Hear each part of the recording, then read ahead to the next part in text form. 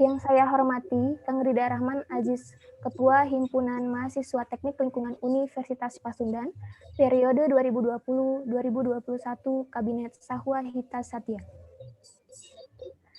Yang saya banggakan, seluruh tamu undangan dan seluruh peserta talk show hari ini kita cerita tentang air. Yang saya cintai dan saya banggakan, panitia talk show hari ini kita cerita tentang air. Assalamualaikum warahmatullahi wabarakatuh. Puji syukur kehadirat Allah Subhanahu wa Ta'ala yang telah memberikan nikmat dan karunia-Nya kepada kita semua, sehingga kita dapat menghadiri acara ini dengan sehat walafiat. Salawat serta salam mari kita panjatkan kepada Nabi besar kita, Nabi Muhammad Shallallahu Alaihi Wasallam, kepada keluarganya, para sahabatnya, hingga kepada kita selaku umatnya hingga akhir zaman. Sebelumnya, izinkan saya untuk membacakan susunan acara talk show hari ini kita cerita tentang air. Yang pertama adalah pembacaan ayat suci Al-Quran. Yang kedua, menyanyikan lagu Indonesia Raya. Yang ketiga, sambutan Ketua Himpunan Mahasiswa Teknik Lingkungan Universitas Pasundan. Yang keempat, sambutan Sekretaris Program Studi Teknik Lingkungan Universitas Pasundan. Yang kelima, diskusi panel narasumber. Yang keenam, penayangan video dan tanya jawab. Yang ketujuh, foto bersama dan penutup. Untuk mengefektifkan waktu, marilah kita lanjutkan ke acara selanjutnya, yaitu pembacaan Al-Quran yang akan dibacakan oleh Saudara Reviandi. Kepada Saudara Reviandi, dipersilakan.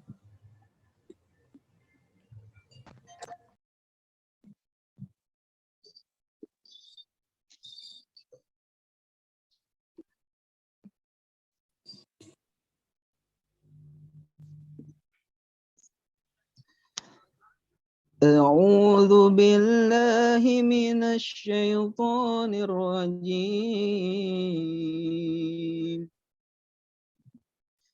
بسم الله الرحمن الرحيم وهو الذي أرسل الرياح بشرا بين يدي رحمته وأنزلنا من السماء ماء طهورا لنحيي به بلدة ميتا ونسقيه مما خلقنا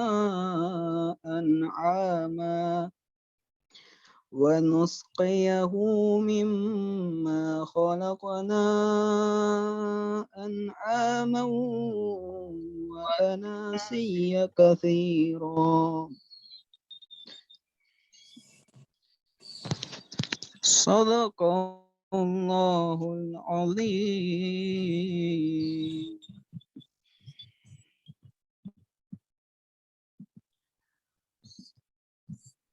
Aku berlindung kepada Allah dari godaan syaitan yang terkutuk.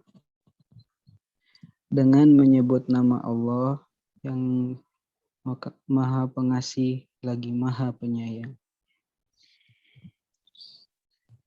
Dan dialah yang meniupkan angin sebagai pembawa kabar gembira sebelum kedatangan rahmat-Nya hujan, dan kami turunkan dari langit air yang sangat bersih.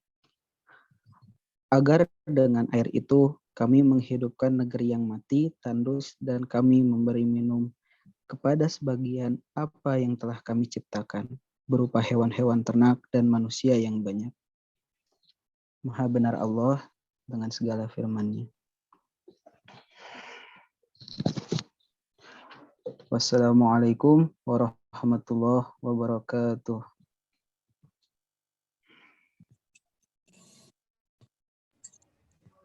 Terima kasih kepada Kang Reviandi.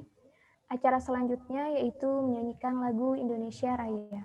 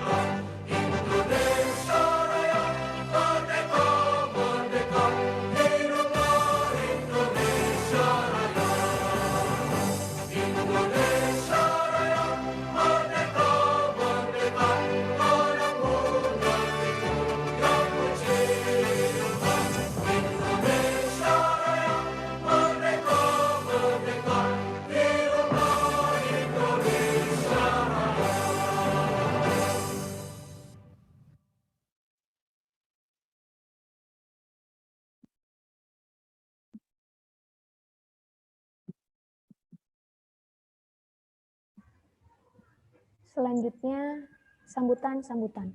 Sambutan pertama oleh Ketua Himpunan Mahasiswa Teknik Lingkungan periode 2020-2021, Kabinet Stahwahita Satya. Kepada Kang Ridha Rahman Aziz, dipersilakan. Baik, cek apakah suara saya terdengar? Terdengar, Kang. Baik, terima kasih. Bismillahirrahmanirrahim. Segala puji bagi Allah Subhanahu wa Ta'ala, Tuhan semesta alam, yang telah memberikan kepada kita nikmat yang melimpah. Di antara nikmatnya yaitu nikmat iman, Islam, dan nikmat kesehatan. Salawat dan salam kita curah limpahkan kepada baginda Nabi besar Muhammad Shallallahu Alaihi Wasallam yang telah memberikan kita petunjuk Quran dan hadis dan membawa kita dari zaman jahiliyah menuju zaman yang penuh iman dan ilmu pengetahuan. Dan mudah-mudahan kita semua yang ada hadir di sini nantinya akan selamat di akhir zaman. Amin, amin, ya rabbal alamin. Yang terhormat Bapak Dr. Insinyur Hari Pradiko, MT, selaku Sekretaris Prodi Teknik Lingkungan Universitas Pasundan. Yang terhormat Bapak Denny Rusmaya, STMT, selaku Koordinator Kemahasiswaan Prodi Teknik Lingkungan Universitas Pasundan. Yang terhormat Bapak Ir Firdaus Ali, MSc, PhD, selaku Chairman and Founder Indonesia Water Institute. Yang saya hormati Bapak Nastia Purawinata, MBA, selaku Head of External Affairs and Communication Water ID. Yang saya hormati para ketua lembaga di lingkungan Fakultas Teknik Universitas Pasundan. Yang saya hormati seluruh peserta talk show. Hari ini kita cerita tentang air dalam rangka memperingati Hari Air Sedunia dengan tema Save Water, Save Life. Yang saya cintai dan saya banggakan seluruh pengurus HMTL periode 2020-2021, Kabinet Stahwahita Satya yang telah menyelenggarakan acara talk show ini sehingga dapat terlaksana. Hari Air Sedunia yang setiap tahunnya seringkali diperingati pada tanggal 22 Maret yang telah disepakati di sidang PBB ke-47 di kota Rio de Janeiro, Brazil. Namun pada hari ini kami menyelenggarakannya mendahului di hari air tersebut bukan tanpa alasan. Berhubung pada tanggal 22 Maret besok, kampus kami bertepatan dengan pelaksanaan ujian tengah semester. Maka dari itu, untuk pelaksanaan talk show dalam rangka memperingati Hari Air ini mendahului hari airnya itu sendiri. Walaupun tidak tepat pada tanggal peringatannya, semoga tidak mengurangi esensi dari acara yang kami selenggarakan. Selanjutnya, air adalah salah satu sumber daya alam yang sangat penting bagi seluruh makhluk hidup. Setiap hari, semua makhluk hidup membutuhkan air bersih, terutama manusia. Dengan air bersih, manusia dapat memanfaatkannya untuk kebutuhan sehari-hari. Selain untuk kebutuhan sehari-hari, air bersih dimanfaatkan oleh manusia untuk minum. Kita ketahui bahwa 80% tubuh manusia merupakan air. Dapat dibayangkan jika di bumi ini kekurangan air bersih, maka dapat dipastikan bahwa semua makhluk hidup dapat mengalami kematian. Maka dari itu, dengan diselenggarakannya acara ini, semoga kita semua dapat bijak dalam menggunakan air. Dan semoga acara talk show ini dalam memperingati Hari Air Sedunia dapat memberikan manfaat untuk peserta dan menjadi pahala yang terus mengalir bagi narasumber karena telah membagi ilmunya. Sekian yang dapat saya sampaikan. Mohon maaf apabila ada penyampaian dan penuturan kata yang kurang berkenan, karena segala kesempurnaan hanya milik Allah Subhanahu wa Ta'ala semata. Sekali lagi, terima kasih atas perhatiannya. Wassalamualaikum warahmatullahi wabarakatuh. Salam lestari. Waalaikumsalam warahmatullahi wabarakatuh. Waalaikumsalam warahmatullahi wabarakatuh.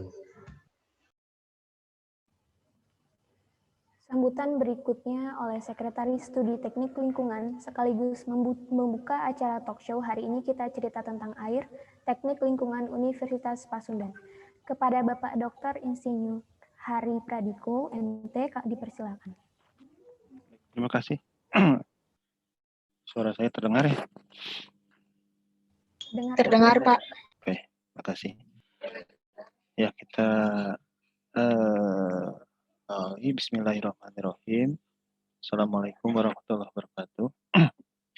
Waalaikumsalam. Waalaikumsalam warahmatullahi wabarakatuh. La ilaha illallah wa asyhadu anna Muhammadar Rasulullah. Allahumma sholli ala Muhammad wa ali Muhammad.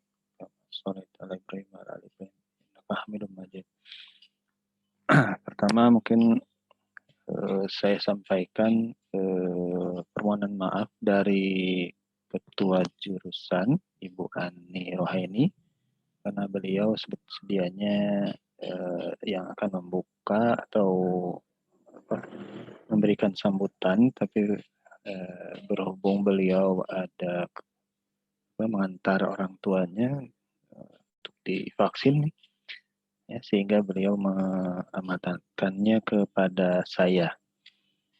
Nah, tak lupa saya ucapkan terima kasih kepada seluruh pembicara atau narasumber ya yang sudah bersedia hadir di dalam meramaikan kegiatan ini, talk show ini. Mudah-mudahan bisa bermanfaat bagi yang pendengar lainnya. Kemudian tak lupa saya ucapkan terima kasih juga pada seluruh undangan, baik dari himpunan yang lain maupun undangan yang lain atas kehadirannya, dan juga pada seluruh peserta. Ya, mudah-mudahan ini menjadi amal baik buat kita semua. Tidak terlalu banyak yang bisa saya sampaikan. Semoga acara ini lancar dan mungkin supaya tidak terlalu banyak menghabiskan waktu. Semoga acara ini lancar dan bisa bermanfaat bagi kita semua.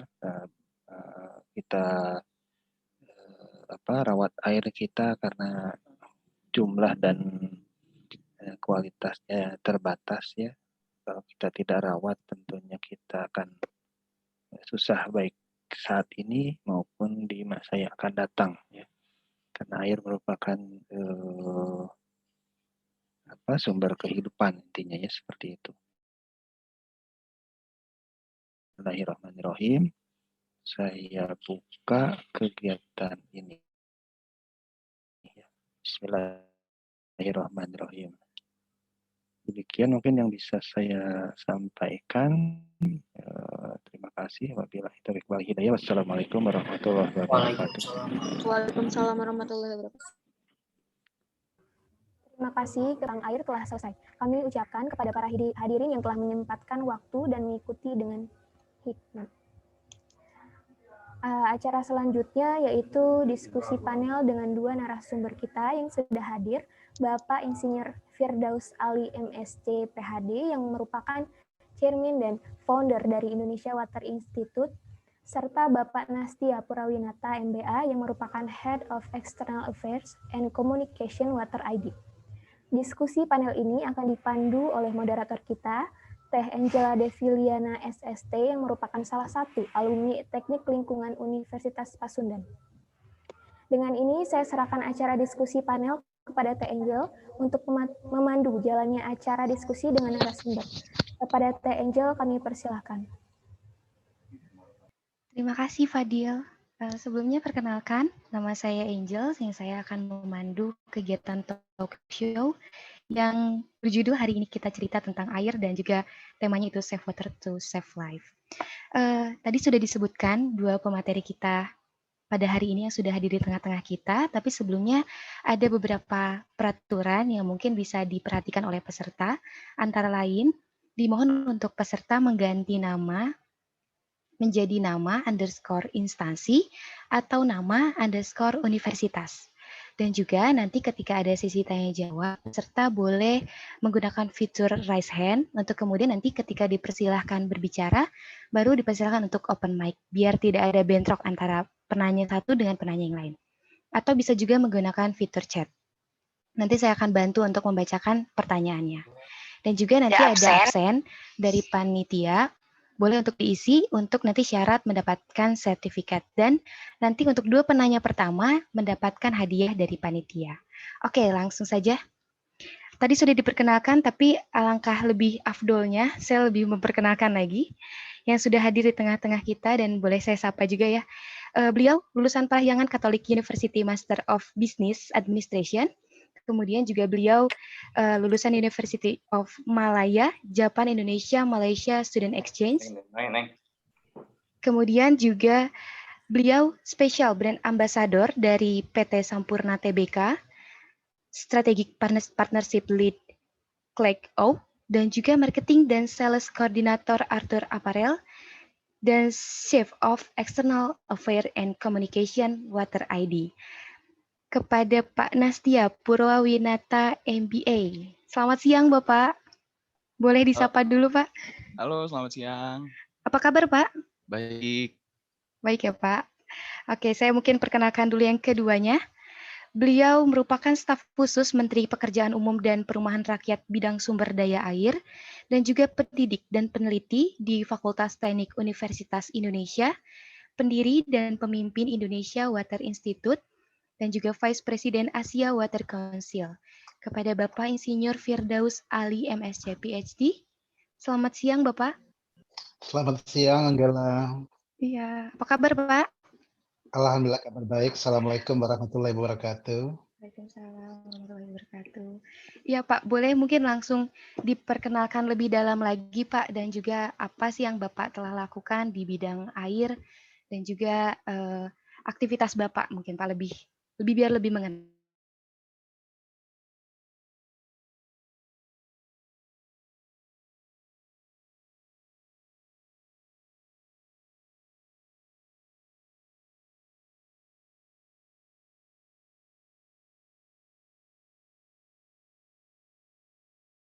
Tentunya ya generasi muda yang dihimpun ya di banyak tempat yang dalam saat-saat seperti ini menjelang hari Senin itu mencoba memanfaatkan momentum peringatan Hari Air Dunia ini untuk apa? Untuk ya melihat betapa kita tergantung kepada sumber daya yang tidak bisa tergantikan dengan apa saja ya. Saya sendiri sebagai pendidik di teknik lingkungan di UI, dan juga ya kesibukan saya di Kementerian Pekerjaan Umum masih juga mengurus air, di Indonesia Water Institute juga masih mengurus air, di Dewan Air Asia juga masih mengurus air, dan sebelumnya saya membantu Gubernur DKI Jakarta hampir 12 tahun juga masih mengurusi air, Anggela. Jadi memang kehidupan saya baik secara akademisi maupun ya secara profesional ya di dunia air, begitu Anggela. Mungkin boleh langsung paparannya ya Pak ya. Oke, silakan ya. Mudah-mudahan dalam waktu yang singkat ini saya bisa merefresh kembali kepada kita semua betapa kita sedang menghadapi suatu tantangan yang tidak mudah ya. Yaitu adalah fenomena krisis air ya.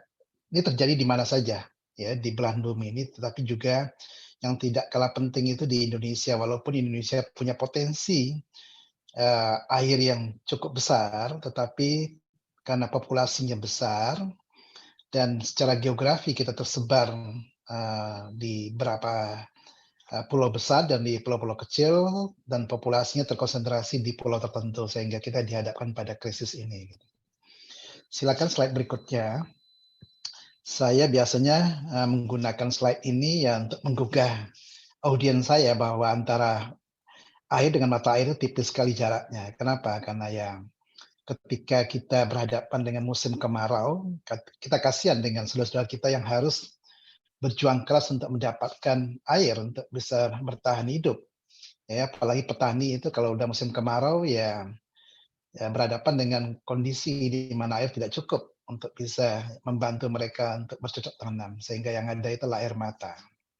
Ketika hujan turun dan airnya juga berlimpah, ya sebagian besar tempat di Indonesia, wilayah di Indonesia juga mengalami banjir.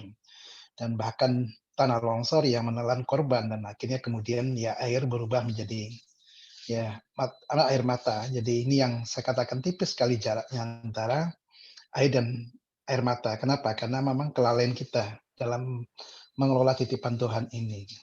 Slide berikutnya saya ingin melihatkan ya betapa kita tidak bisa lepas dari dari bencana demi bencana di negeri kita. Mohon slide berikutnya dilihatkan. Oke, jadi ini kejadian yang baru saja di musim hujan di awal tahun 2021, dan ya di banyak tempat ya saya kasih contoh misalkan di Kalimantan Selatan itu belum pernah ya mengalami banjir yang seheboh sedahsyat yang terjadi pada pertengahan Januari yang lalu.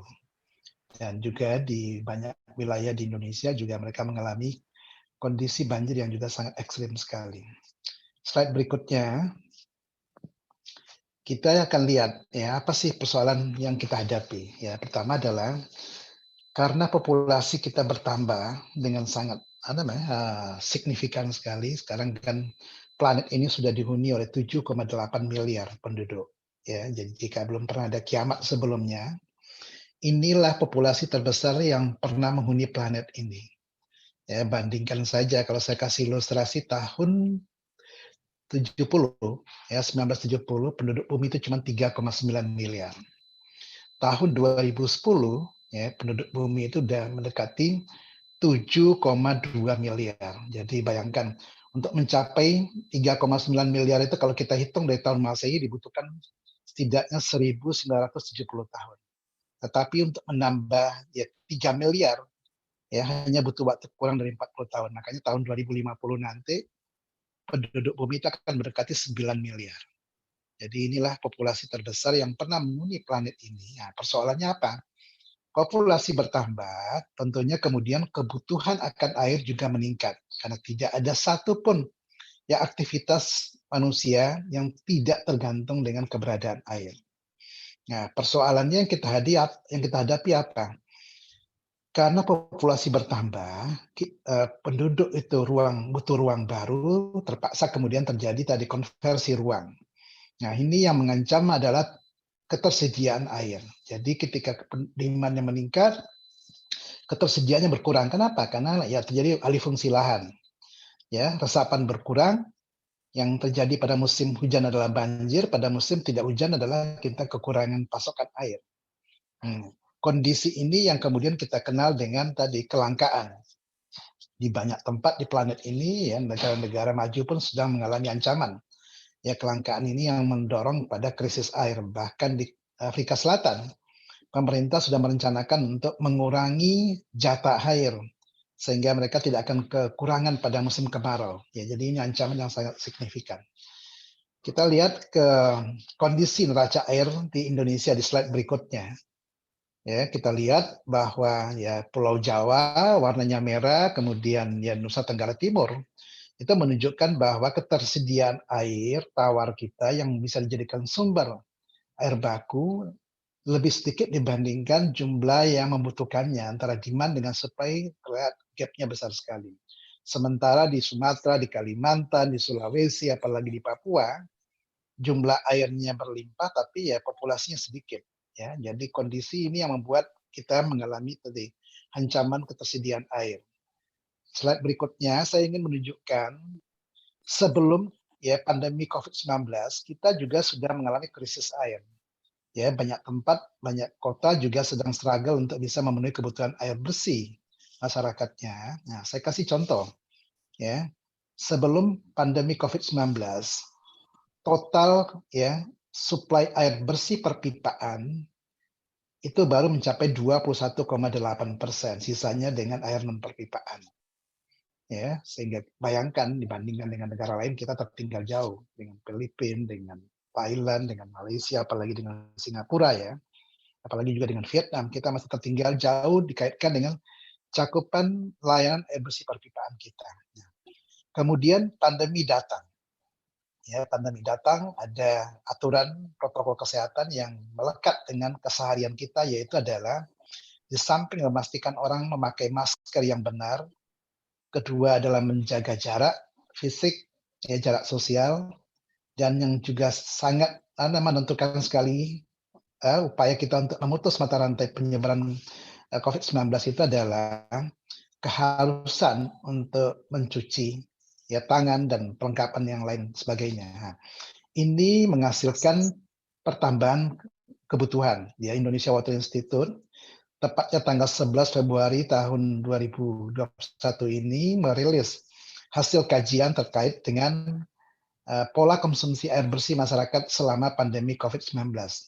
Terlihat dengan nyata sekali peningkatan sampai 3 kali lipat ya, demand-nya, kebutuhannya, konsumsinya, dan di lain sisi ini mendorong peningkatan juga spending masyarakat. Di tengah-tengah mereka kehilangan pendapatan, di tengah-tengah mereka kehilangan pekerjaan mereka. Jadi ironi kan, kebutuhan air meningkat sehingga butuh spending lebih tinggi, tapi ya di samping kondisi ini membuat mereka juga terpaksa ya menghadapi kenyataan bahwa mereka kehilangan pendapatan. Ya. Next slide. Ya. Permasalahan sumber air kita. Ya. Pertama akses ke air bersih yang saya sampaikan tadi. Ya. Walaupun ya target kita untuk bisa memastikan akses ke air bersih itu 100%, tetapi sebetulnya ukuran yang paling bagus itu apa? Jika sebagian besar masyarakat yang ada di suatu kawasan, di suatu kota, di suatu wilayah atau suatu negara itu terakses ke air perpipaan. Kan tadi saya katakan masih 21,8%. Oke, memberikan air bersih perpipaan yang cukup juga harus diimbangi dengan tadi dikelolanya air limbah. Ya, kita di Indonesia juga masih sangat rendah sekali. Ya, kemampuan kita mengelola air limbah sehingga sebagian ya dibuang ke tanah mencemari air tanah, kemudian dibuang ke badan air mencemari air permukaan kita. Oke, di sisi lain ya kondisi yang kita hadapi apa? Musim hujan, padahal Indonesia itu curah hujannya tinggi ya, di kawasan ini kita nomor 2 tinggi ya setelah Malaysia ya. Tetapi ya fakta yang kita hadapi ketika musim hujan kita tidak mampu mengelola air tadi, akhirnya menjadi bencana terkait dengan air yang kita sebut dengan bencana hidrometeorologi. Dan Indonesia di tahun 2020 hampir 1064 adalah bencana terkait dengan air yang tersebut dengan banjir. Oke, slide berikutnya saya ingin menunjukkan lebih detail lagi permasalahan sumber daya air kita ya. Pertama adalah kita masih kekurangan pasokan air bersih perpipaan. Sungai-sungai kita, badan air kita ya tercemar berat ya. Di Jawa Barat kan pasti tahu semuanya bahwa Citarum itu dinobatkan sebagai sungai yang tercemar di planet ini, kan sangat memalukan sekali, padahal ya di Jawa Barat itu banyak perguruan tinggi yang hebat-hebat dan orangnya pintar-pintar ya. Kemudian defisit ya air perpipaan akhirnya ditutupi dengan apa? Dengan mengekstraksi air tanah, baik tanah dalam maupun dangkal ya. Kemudian ya ini ya mendorong kesulitan mendapatkan air baku, akhirnya krisis air baku. Ya, lalu kemudian kalau ekstraksi air tanah berlebihan akhirnya nanti memicu turun muka tanah. Dan kalau muka tanahnya muka tanahnya turun, kalau di pesisir nanti ada ancaman intrusi air laut ya. Kemudian walaupun kita punya 21,8% suplai air perpipaan, tingkat kebocoran kita masih sangat tinggi sekali. Masih di atas 33%. Ya. Bayangkan 33% air itu tidak terhitung ya sia-sia ya. Nah, di kawasan pesisir kita juga mengalami ancaman naiknya muka air laut akibat ya dampak dari pemanasan global. Ya, lalu kemudian banjir menjadi keseharian kita ya dimanapun di Indonesia. Jadi ironi kan, musim kemarau kita kekurangan air, musim hujan kita kelebihan air, sehingga akhirnya menimbulkan bencana. Oke, slide berikutnya. Tadi saya singgung bahwa kita sudah melakukan kajian, bahwa kajian itu menunjukkan bahwa ya peningkatan kebutuhan air bersih kita meningkat dengan sangat pesat sekali, dengan sangat drastis sekali, sementara kemampuan kita menyediakan tanpa pandemi aja kita sudah kesulitan. Kenapa? Karena memang hambatan fiskal yang dihadapi.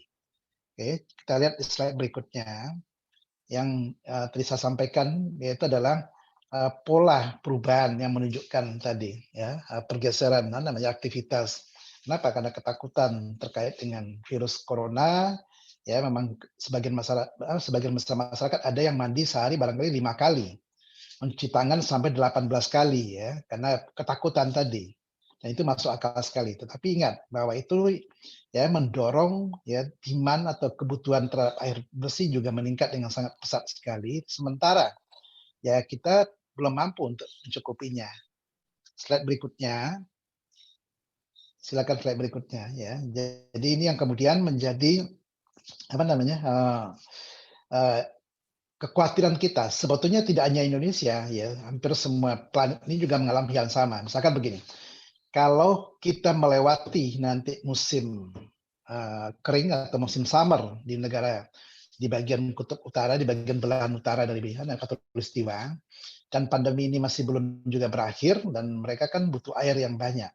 Takutnya mereka tidak mampu menyediakan, dan ini akan menjadi persoalan baru. Di samping tentunya menunggu vaksin bisa tersedia dan disuntikkan untuk membangun ya herd immunity yang dipersyaratkan minimum 70% dari jumlah populasi tadi sudah mendapatkan vaksin.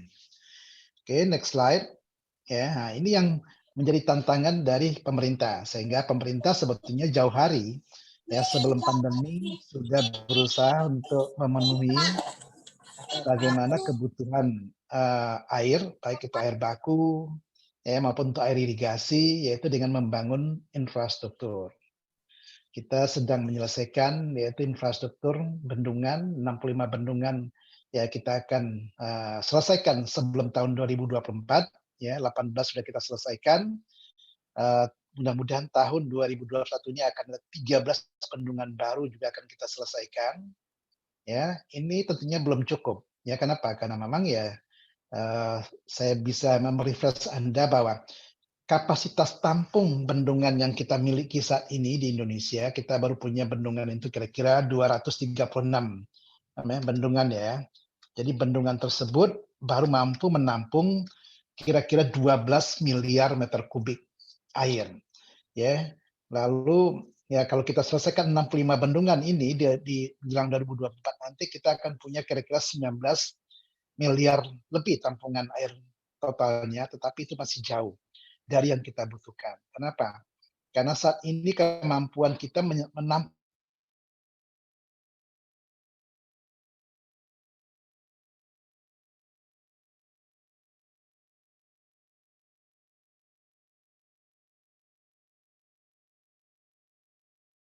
masih jauh sekali, kita tertinggal sekali.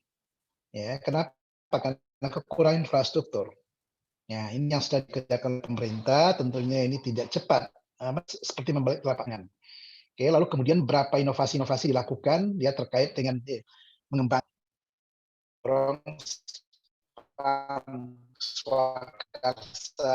spam swadaya. Yang penting itu adalah kampanye untuk menghemat air, kampanye untuk memanfaatkan kembali air. Kemudian upaya-upaya signifikan untuk menurunkan tingkat kehilangan air. Ini hal-hal yang harus kita kerjakan terus, tetapi yang sangat menentukan sekali bagaimana kita mengelola antara musim hujan kita dapat air dari Tuhan, kita simpan, dan kemudian kita ya manfaatkan ketika musim tidak hujan nanti. Jadi manajemen air ini yang menentukan ya kita akan survive apa tidak, kita akan bisa sukses apa tidak nanti ya. Next slide. Oke, saya ingin mengingatkan kita semua di slide berikut ini ada namanya imbauan. Imbauannya begini, bahwa krisis air itu sebetulnya bukan tanggung jawab pemerintah semata. Walaupun by konstitusi,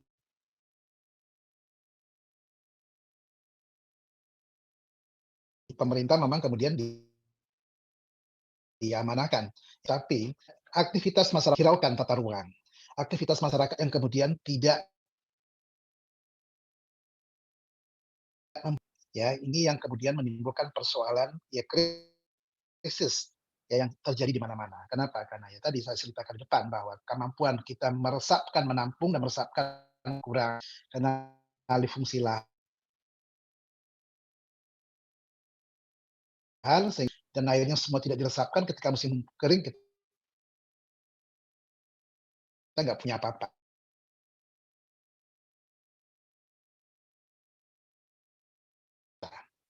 tetapi adalah tanggung jawab kita bersama. Ya, memang kita tidak bisa memungkiri, ya memang ada saja orang-orang yang kemudian tidak peduli, tetapi saya percaya 100% Anda ini kan orang-orang muda. Masa depan ini kan milik Anda, bukan milik ya saya atau kemudian ya yang sudah tua ya, tetapi adalah milik Anda. Dan bayangkan saja ya, kita tidak mau meninggalkan generasi yang akan datang itu kondisi yang lebih buruk dari yang hari ini.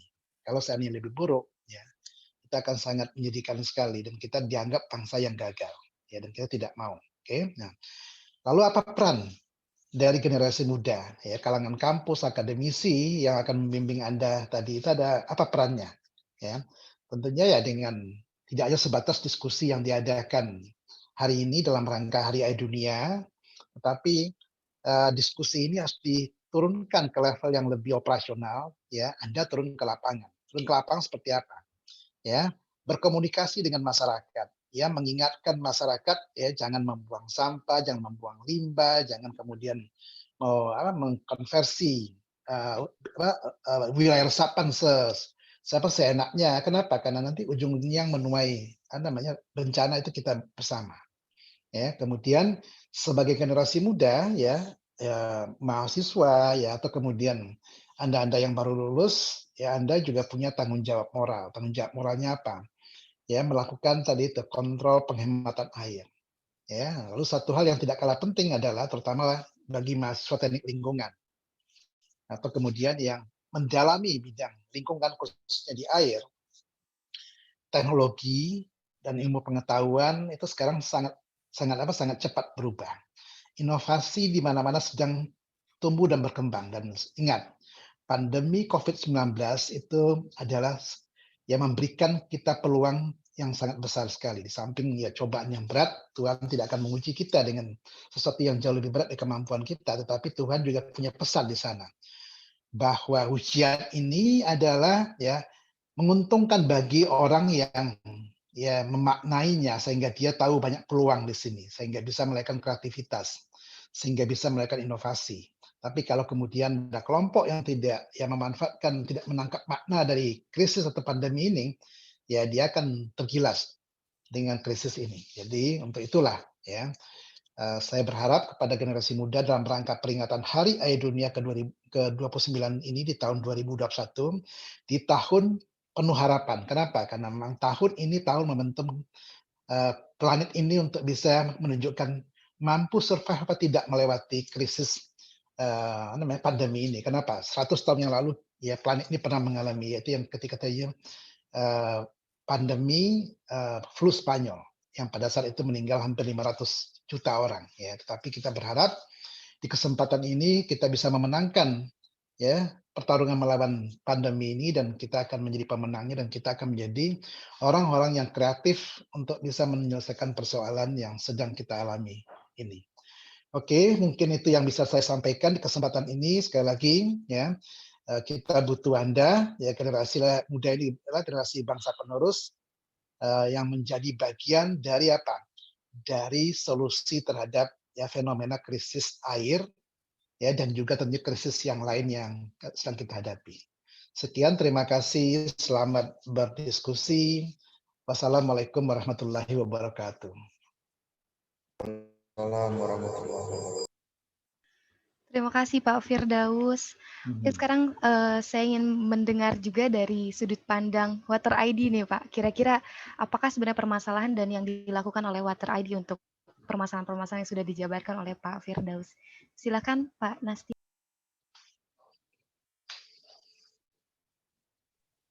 Assalamualaikum warahmatullahi wabarakatuh. Halo semuanya.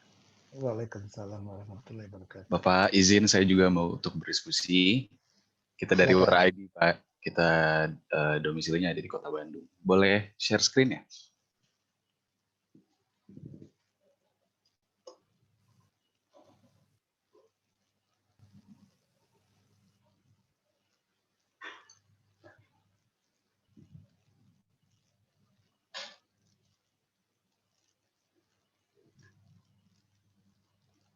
Nah, jadi tadi mungkin kita udah banyak tahu tentang masalah air khususnya di Indonesia, juga di skup yang lebih makro dari Bapak Ali.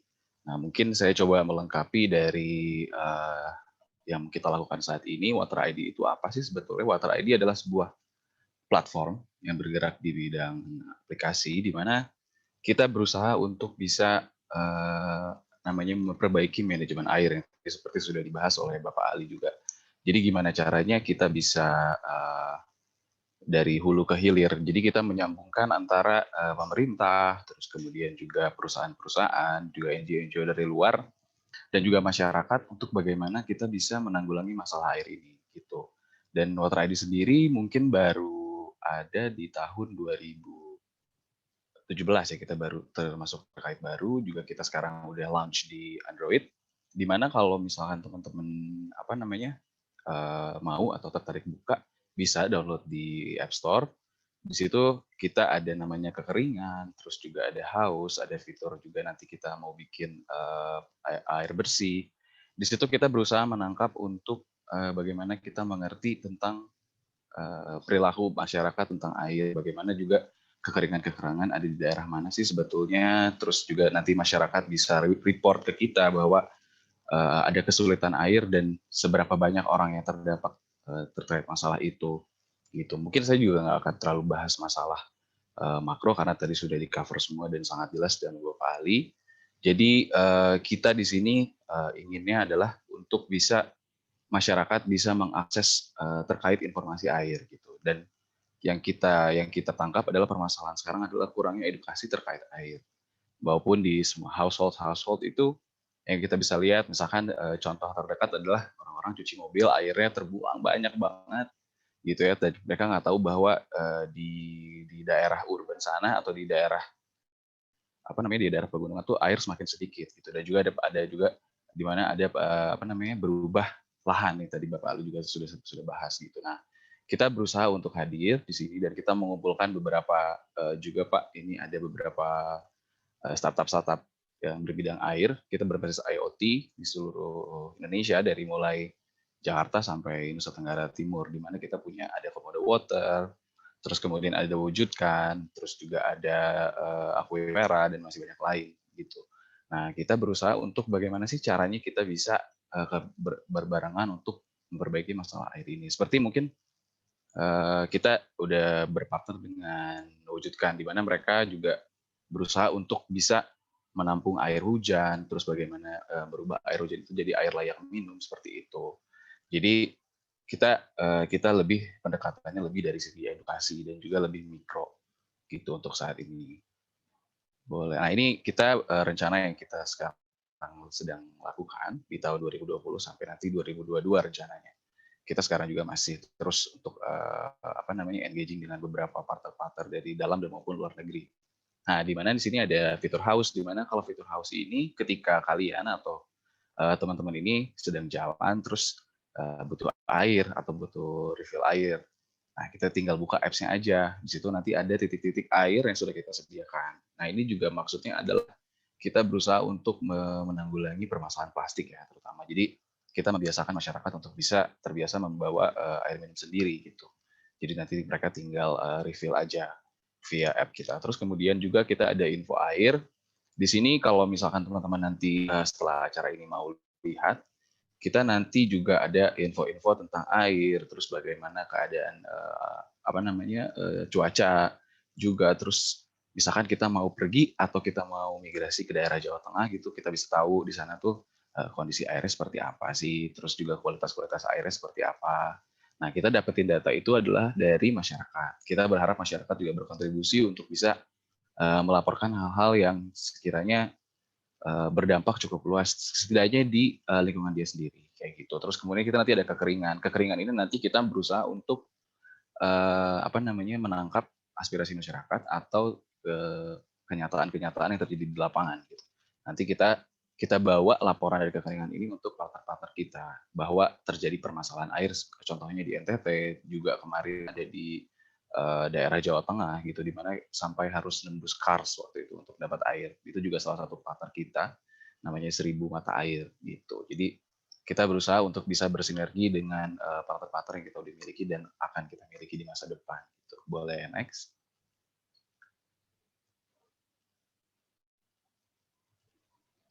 langsung lanjut aja ke appendix mungkin ya.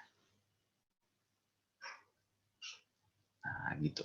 Oke. Nah, ini mungkin masalah yang tadi juga udah dibahas oleh Pak Ali, di mana bisa kita lihat perilaku penduduk kita tuh terus bertambah cukup signifikan juga, terus kebutuhan airnya juga terus-terusan bertambah otomatis, tapi indeks keterjadian air kita terus turun gitu dari tahun 2010 dan diperkirakan sampai tahun 2035 semakin sedikit. Nah, jadi mungkin ini yang kita berusaha untuk kita rubah adalah bagaimana caranya kita mengedukasi atau kita mensosialisasikan ke orang-orang di seluruh Indonesia gitu terutama. Juga lapisan masyarakat yang paling belum terjamah tentang informasi ini. Mungkin di daerah-daerah yang padat penduduk, juga mereka kan sebetulnya mungkin mereka tahu, tapi mereka juga nggak tahu bahwa ada kenyataan krisis air ini makin nyata gitu.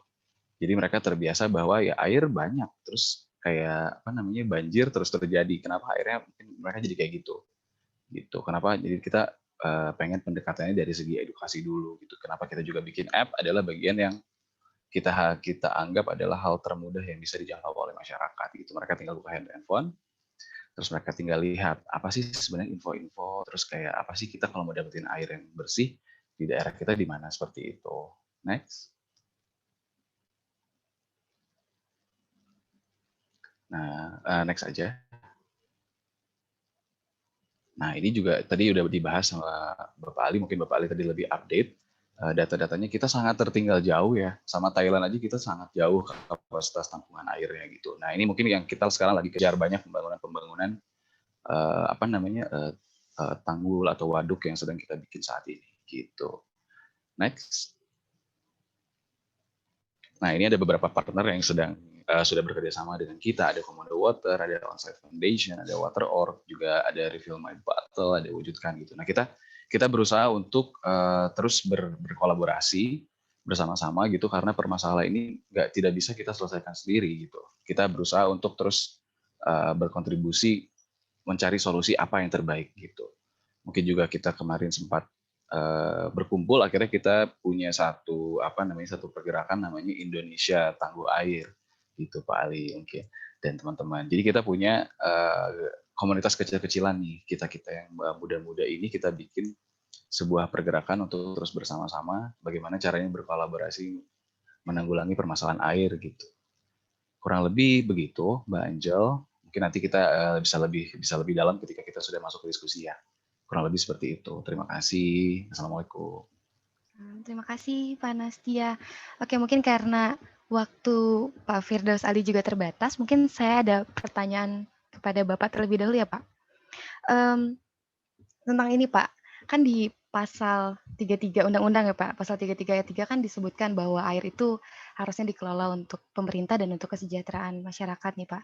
Tapi di lokasi saya sendiri ada di Gunung Manglayang Pak. Itu tuh mata airnya tuh diakuisisi oleh swasta. Nah, kira-kira apa sih Pak langkah yang harus kita lakukan kalau kita menemukan kasus seperti ini, dan nampaknya akuisisi ini juga banyak terjadi di wilayah lain ya Pak. Dan pertanyaan kedua, mungkin soal reklamasi Pak, yang apakah sebenarnya ada pengaruh reklamasi terhadap proses siklus air? Seperti itu Pak Firdaus Ali. Boleh mungkin untuk dijawab Pak?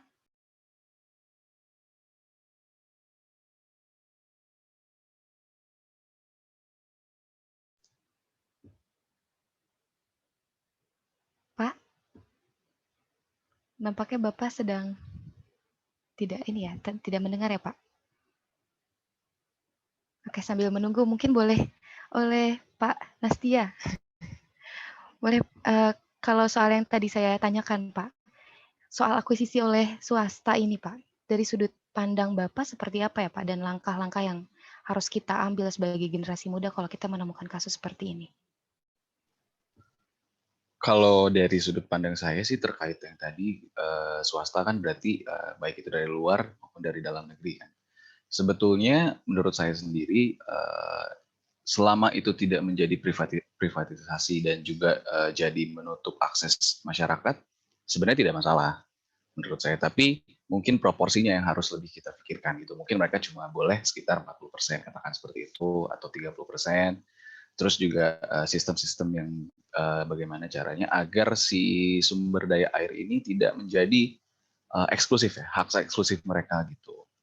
Jadi terkait manajemennya mungkin saya mendukung itu gitu. Karena sekarang mungkin kalau bisa difikirkan kalau cuma PDAM aja mungkin sulit ya gitu. Dan juga kita kan harus tetap ada transfer teknologi juga ya, transfer ilmu pengetahuan juga gitu. Mungkin di situ yang bisa dibantu oleh pihak-pihak swasta atau non pemerintah gitu. Kalau dari sudut pandang saya seperti itu.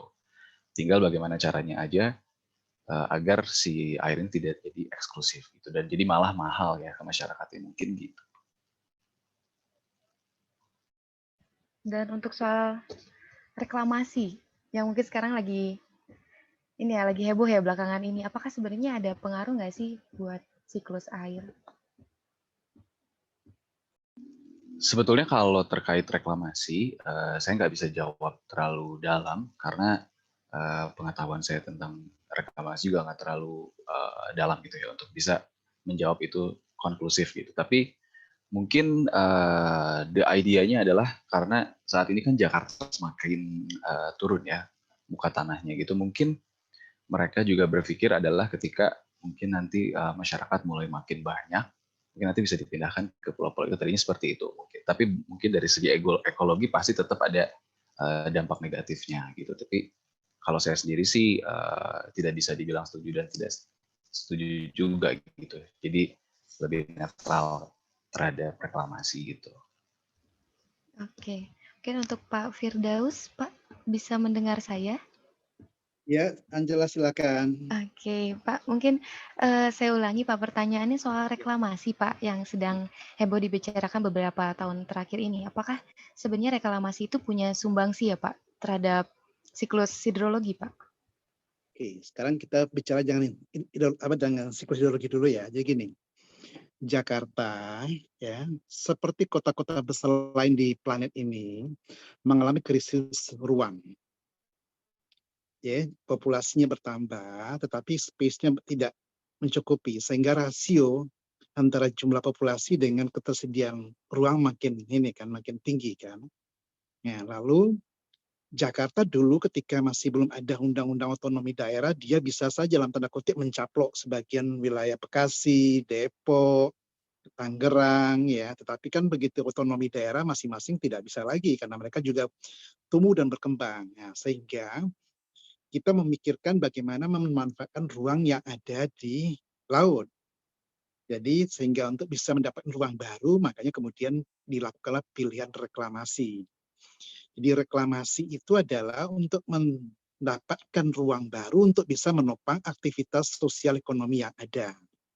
Ya, jadi sekali lagi bahwa reklamasi itu adalah sama seperti di Shanghai, di Tokyo, kemudian di Singapura apalagi ya, di banyak tempat. Mereka memang ya di Dubai, mereka reclaim badan air dalam ini laut untuk dijadikan daratan untuk bisa ya memperbesar kapasitas tampung ruang tadi. That's reklamasi ya. Oke, lalu kemudian apakah reklamasi punya dampak negatif? Ya pasti. Ya siapa bilang tidak ada. Kenapa? Karena ya tadi di sana adalah namanya ruang air, lalu sekarang kita okupasi dengan ya jadi daratan. Sudah pasti ada dampaknya gitu kan.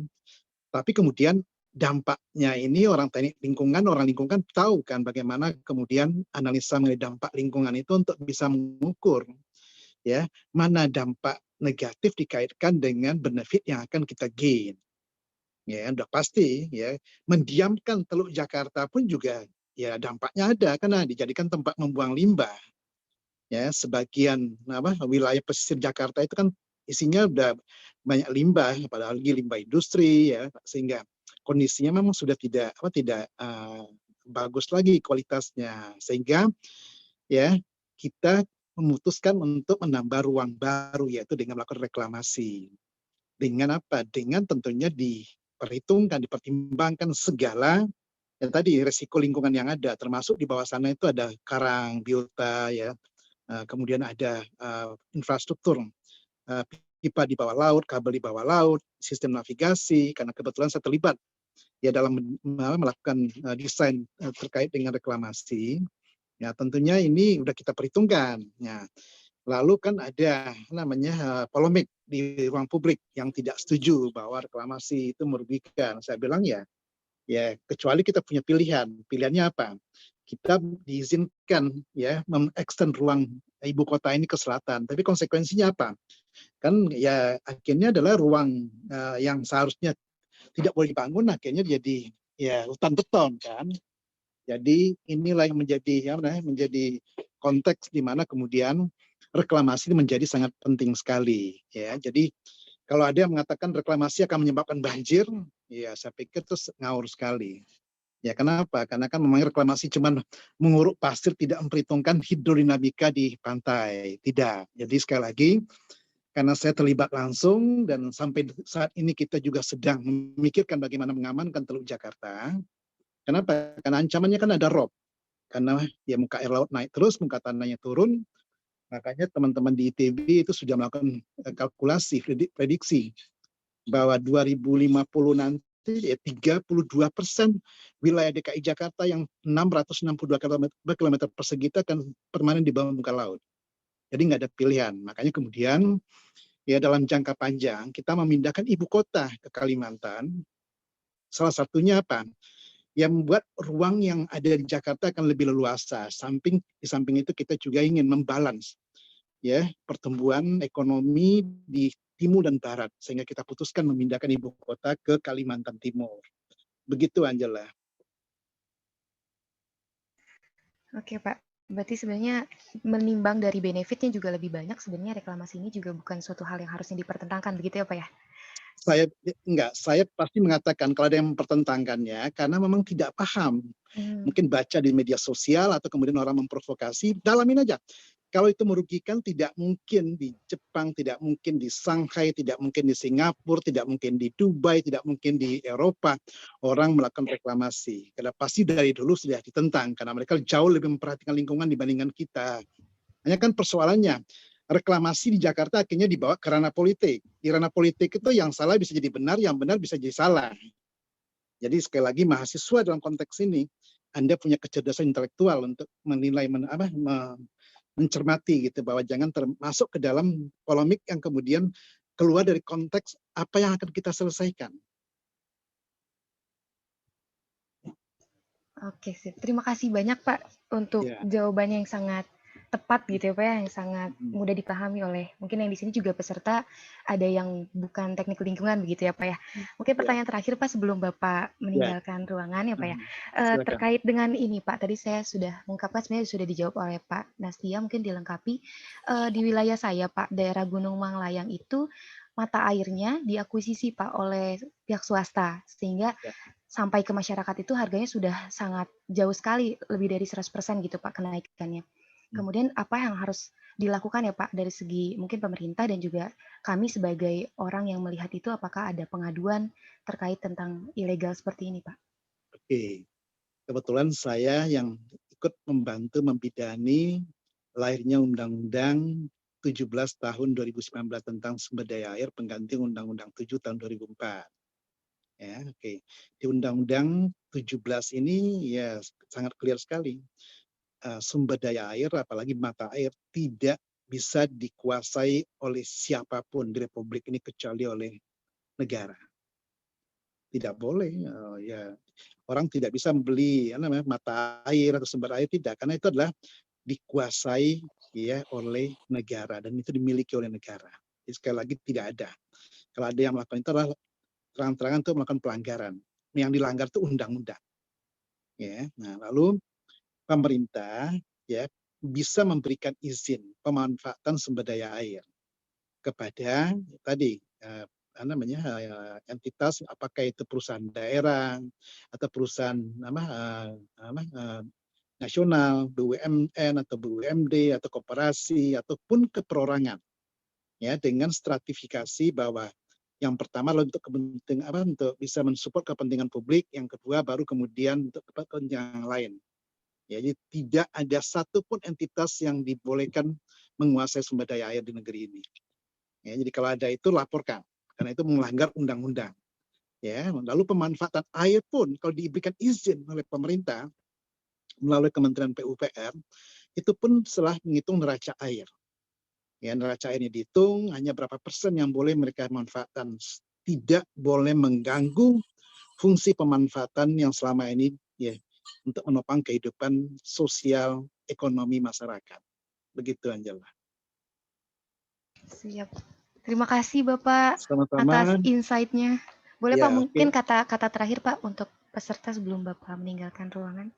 Oke, bahwa ya kita memperingati Hari Air tahun ini memang ya temanya kan tadi bagaimana kemudian ya menghargai air. Ya, air itu adalah kekayaan yang tidak ternilai oleh apapun dan tidak bisa digantikan oleh apa. Orang boleh tidak makan, orang boleh kemudian apapun juga, tapi air tidak akan bisa tergantikan oleh zat apapun juga. Dan itu bagian dari kebutuhan kehidupan, termasuk benda mati pun butuh air.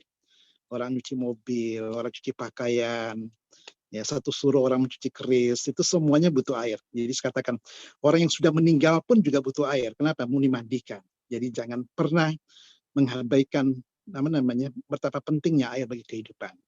Kayak air memang berlimpah di planet ini, tetapi Tuhan menitipkan ke kita air itu untuk apa? Untuk kalian ya mensyukuri dengan apa? Dengan mengelolanya dengan baik. Jangan mencemarinya. Tampung dia sebanyak mungkin, simpan dia ketika kita punya kelebihan, dan gunakan ketika kita membutuhkannya. Dan jangan pernah mencemari air. Ya, dan jangan pernah merusak badan air, apalagi ada perilaku orang membuang sampah, membuang limbah ke badan air. Saya sangat mendorong sekali mahasiswa adalah orang yang terdepan untuk menegur bahwa tindakan ini tindakan yang sangat tidak terhormat. Kenapa? Karena yang ujung-ujungnya nanti kita yang akan menuai. Ya, jangan sampai air mata air berubah jadi air mata di negeri ini. Dan Andalah orang-orang muda yang punya semangat yang harus bisa meluruskan. Kenapa? Semua inilah milik Anda. Masa depan itu ada di sana. Dan ingat, ke depan, dalam berapa dekade ke depan, perang itu adalah memperebutkan tidak lebih tidak kurang sumber daya air. Beruntunglah hari ini Anda ya ikut membicarakan tentang masalah air, dan Anda juga akan terlibat bagaimana kemudian mengkonservasi air ini ke depan. Begitu Angela. Terima kasih. Wassalamualaikum warahmatullahi wabarakatuh. Saya undur diri ya. Terima kasih banyak Pak. Salam sehat. Ya, kita kembali ke Pak Nastia. Tadi saya penasaran sama aplikasinya ya. Kira-kira itu cara kerjanya seperti apa? Kemudian kendala yang dilakukan pada saat melakukan memberikan sosialisasi atau kampanye kepada masyarakat itu apa yang dialami oleh Water ID ini? Mungkin kalau dari segi aplikasi sendiri, sebetulnya di situ sangat-sangat mudah ya. Sebetulnya kita tinggal buka, kemudian di situ langsung ada beberapa fitur, nanti mungkin bisa dilihat. Jadi kalau mungkin dari segi operasional app itu sangat mudah sebetulnya. Jadi kita juga berusaha supaya semua masyarakat dengan seluruh jenis handphone yang ada, atau katakanlah sebagian besar handphone yang dimiliki oleh masyarakat itu bisa mengakses app kita. Jadi kita bikin se-efficient dan se-efektif. Nah, kalau dari segi sulit sosialisasi mungkin banyak ya.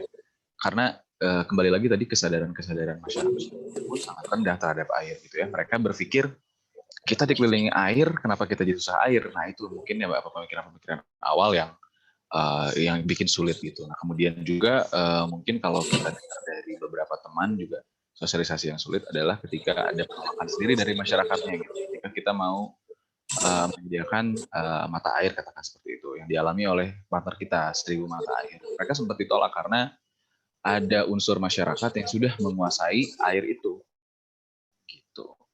Kemudian mereka menolak modernisasi atau new wave yang baru gitu. Itu kan selalu terjadi di sini. Itu hal yang sulit. Mungkin pendekatan sosiologis agak sulit di sini. Mungkin juga dari kesadaran masyarakat tadi, terus edukasi yang kurang juga dari pemerintah, dan kemudian pemerintah ketika mungkin pemerintah mau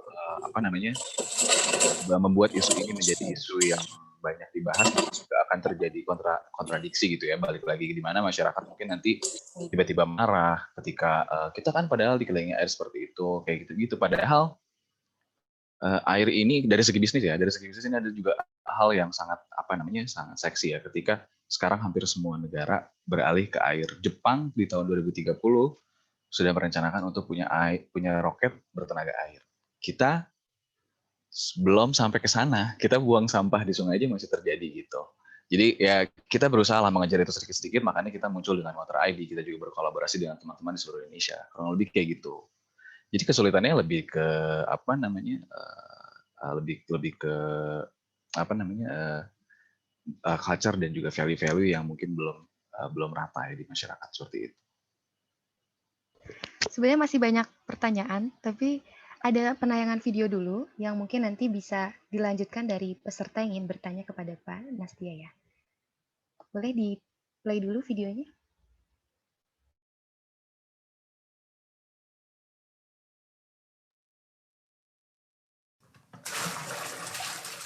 Nama saya Miraten. Sumber air itu kadang-kadang beli, kadang-kadang itu di luang pilih yang air bersih gitu loh Pak. Ya sebenarnya ya berat, tapi gimana lagi tuh Pak. Nama saya Mamas. Kita pompa itu harus perlu diistirahatkan dulu, nanti 5 menit atau setengah jam itu baru ada lagi gitu. Karena kan kita pakainya pompa ya, manual itu.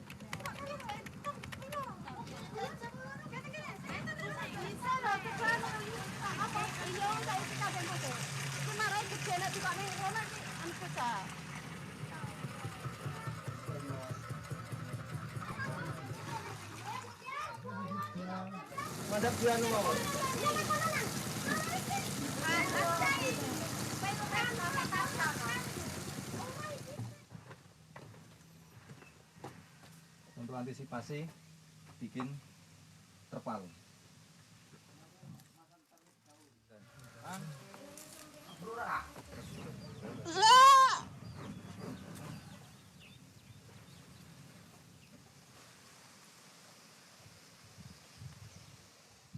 Berapa rumah Bu?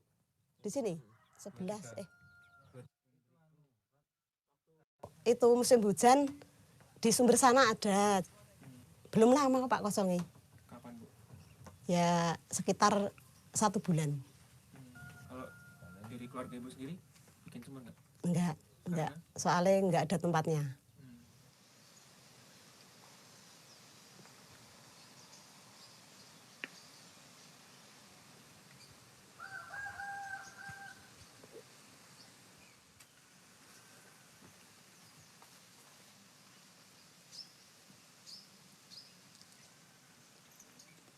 Satu pagi tok. Sepagi. Iya. Buat apa? Aktivitas apa? Buat itu masak, cuma buat masak tok sambil itu nyuci-nyuci yang dimasak itu loh, apa sayuran apa gitu. Terus sorenya beli lagi? Sorenya beli lagi, kalau pengen ya ke luang sana.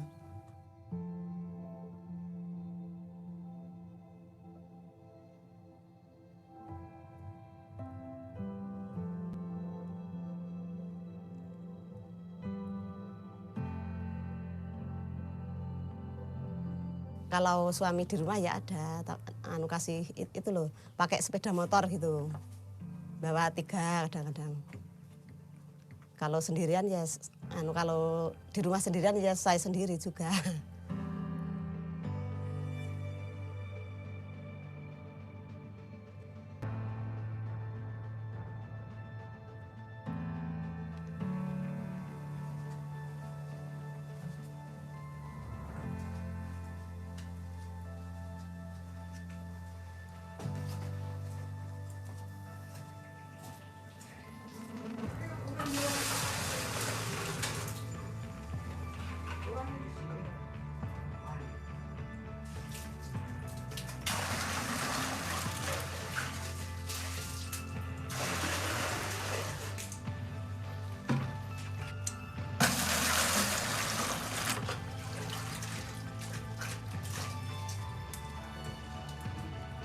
manfaatnya ya banyak Pak. Buat minum, terus buat nyuci, buat mandi.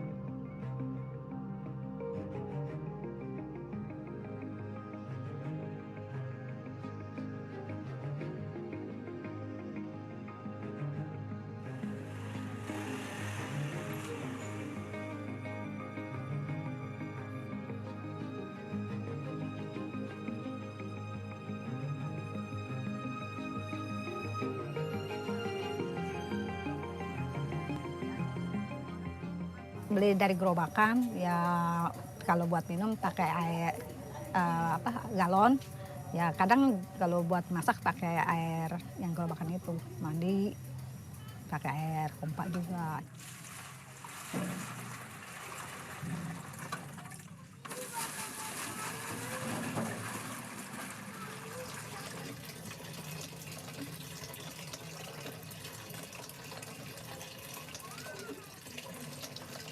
Sedikit yang keluarnya karena musim kemarau ini gitu kan, jadinya airnya keluar sedikit, cuma perlu diistirahatin dulu baru dia airnya ada lagi gitu, mungkin karena udah surut gitu kali ya.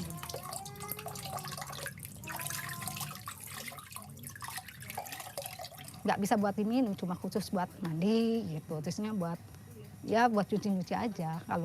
Kalau mungkin kalau udah keterpaksaan air pam nggak ada, mau nggak mau kita pakai air pompa itu kan.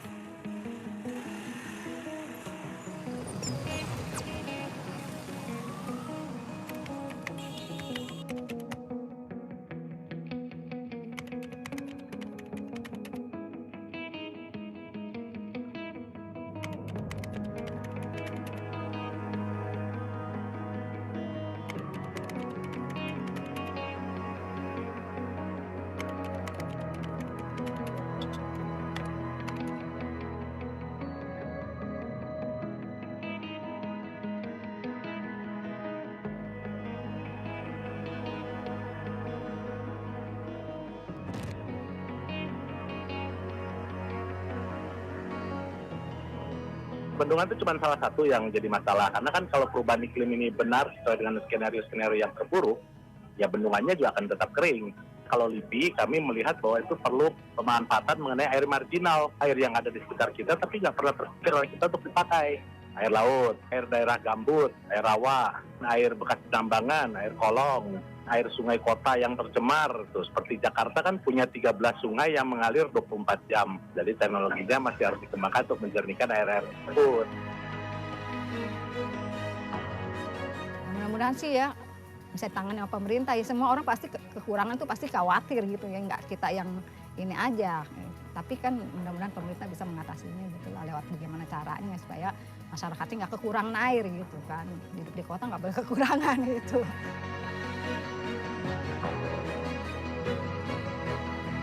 Saya minta ya di sini itu dikasih itu pam PDAM seperti yang itu bawah itu. Pilih bayar setiap bulan berapa gitu. Supaya ada air, supaya nggak kejauhan gitu loh ngambilnya.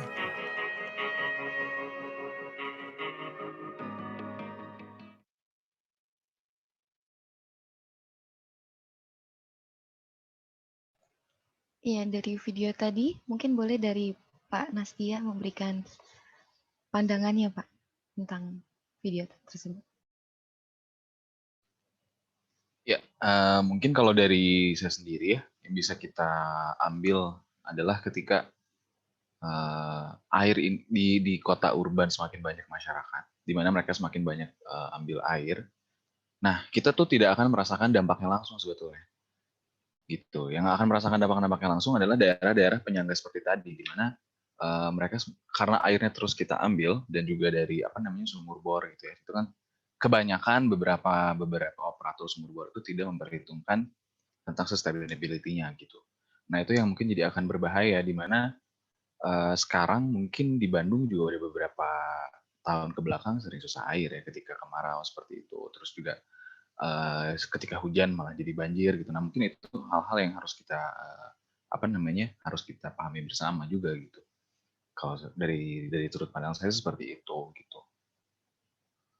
Oke, mungkin langsung ini kita membuka sesi pertanyaan, tapi sudah ada pertanyaan di kolom chat dari Pak Hermanto Simanjuntak. Langkah seperti apa yang harus ditempuh untuk mengkampanyekan kepada semua kalangan masyarakat agar penggunaan air yang secukupnya untuk kebutuhan sehari-hari? Mungkin step by step-nya gitu ya, Pak.